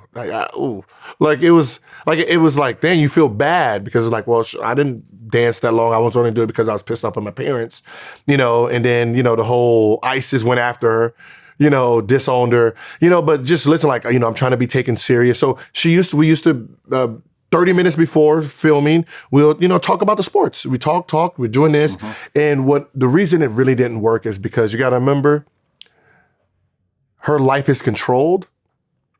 Her comments controlled. You can control the atmosphere, mm-hmm. You can block, erase, get rid of, to have a more positive, look. Well, that she didn't have control of. So when people come on there and they just, fuck this, fuck that, fuck you, open your mouth, this and this and this and this. And she's like, I'm really trying to like be taken serious. Yeah. Like teen kids, they don't give a fuck about none of that. They just want to, and they're just going. So whenever she looked at the comments, it was just all negative. So eventually it was like, this is not fun. Like I want to go. The comments? I want to go back to my world. So like, I want to go back to a more controlled place. You got to remember, she don't live here. She don't have anybody here. So it's just basically the show and home. So, you're sitting there reading, 10,000 comments and 9,090 of them is like bad. You're like, eventually that weighs. So, cause it weighed on her. Okay, it weighed on her. Cause I remember I knew it was affecting her because I pulled out. Right, I pulled out of the driveway and she's walking to get some lunch, and I just honked like this. Hey, boop boop, fuck off, loser! And I'm like, like she didn't look back. She didn't do nothing. It was just fuck you. And then I had to call her. Yeah, that was me honking. So, oh my God, I'm so sorry. I fucking get honked at so much. I just fucking automatic response. Mm. Well, the new show's dope. Yeah. Congrats on the new show. And you had some really great guests on there as well. Trying, as an athlete, try to gauge and get around, know. But because you had a lot of other investments and so forth. I remember you were in the weed business at one point. Yeah. Is that still going? I'm in the hemp business now. Right. So you own the farms? Farm. I own a farm, yeah. How big is the farm? 501 acres. Nice. Was that your most profitable, venture outside of NBA? No, No. It was 5. It was 5 guys. Oh, involved in it. Yeah. So it's split 5 ways. yeah, 5 guys. Yeah. But that's probably gonna be the biggest. Okay. Dope. Gilbert Arenas, man, appreciate you coming in, man. Like I said, one of the most entertaining guys on the internet. Always doing your thing. Congrats on a great career. Thank you. You know what I mean? And a lot of ups and downs, but every time I see you, you're happy, you're smiling, you're joking, you don't let any of this get to you. You can't. You know what I mean? You got beautiful kids. And man, still doing your thing. Oh, thank you. Thanks That's for what it having me. is. Until next time. All right. Peace. Peace.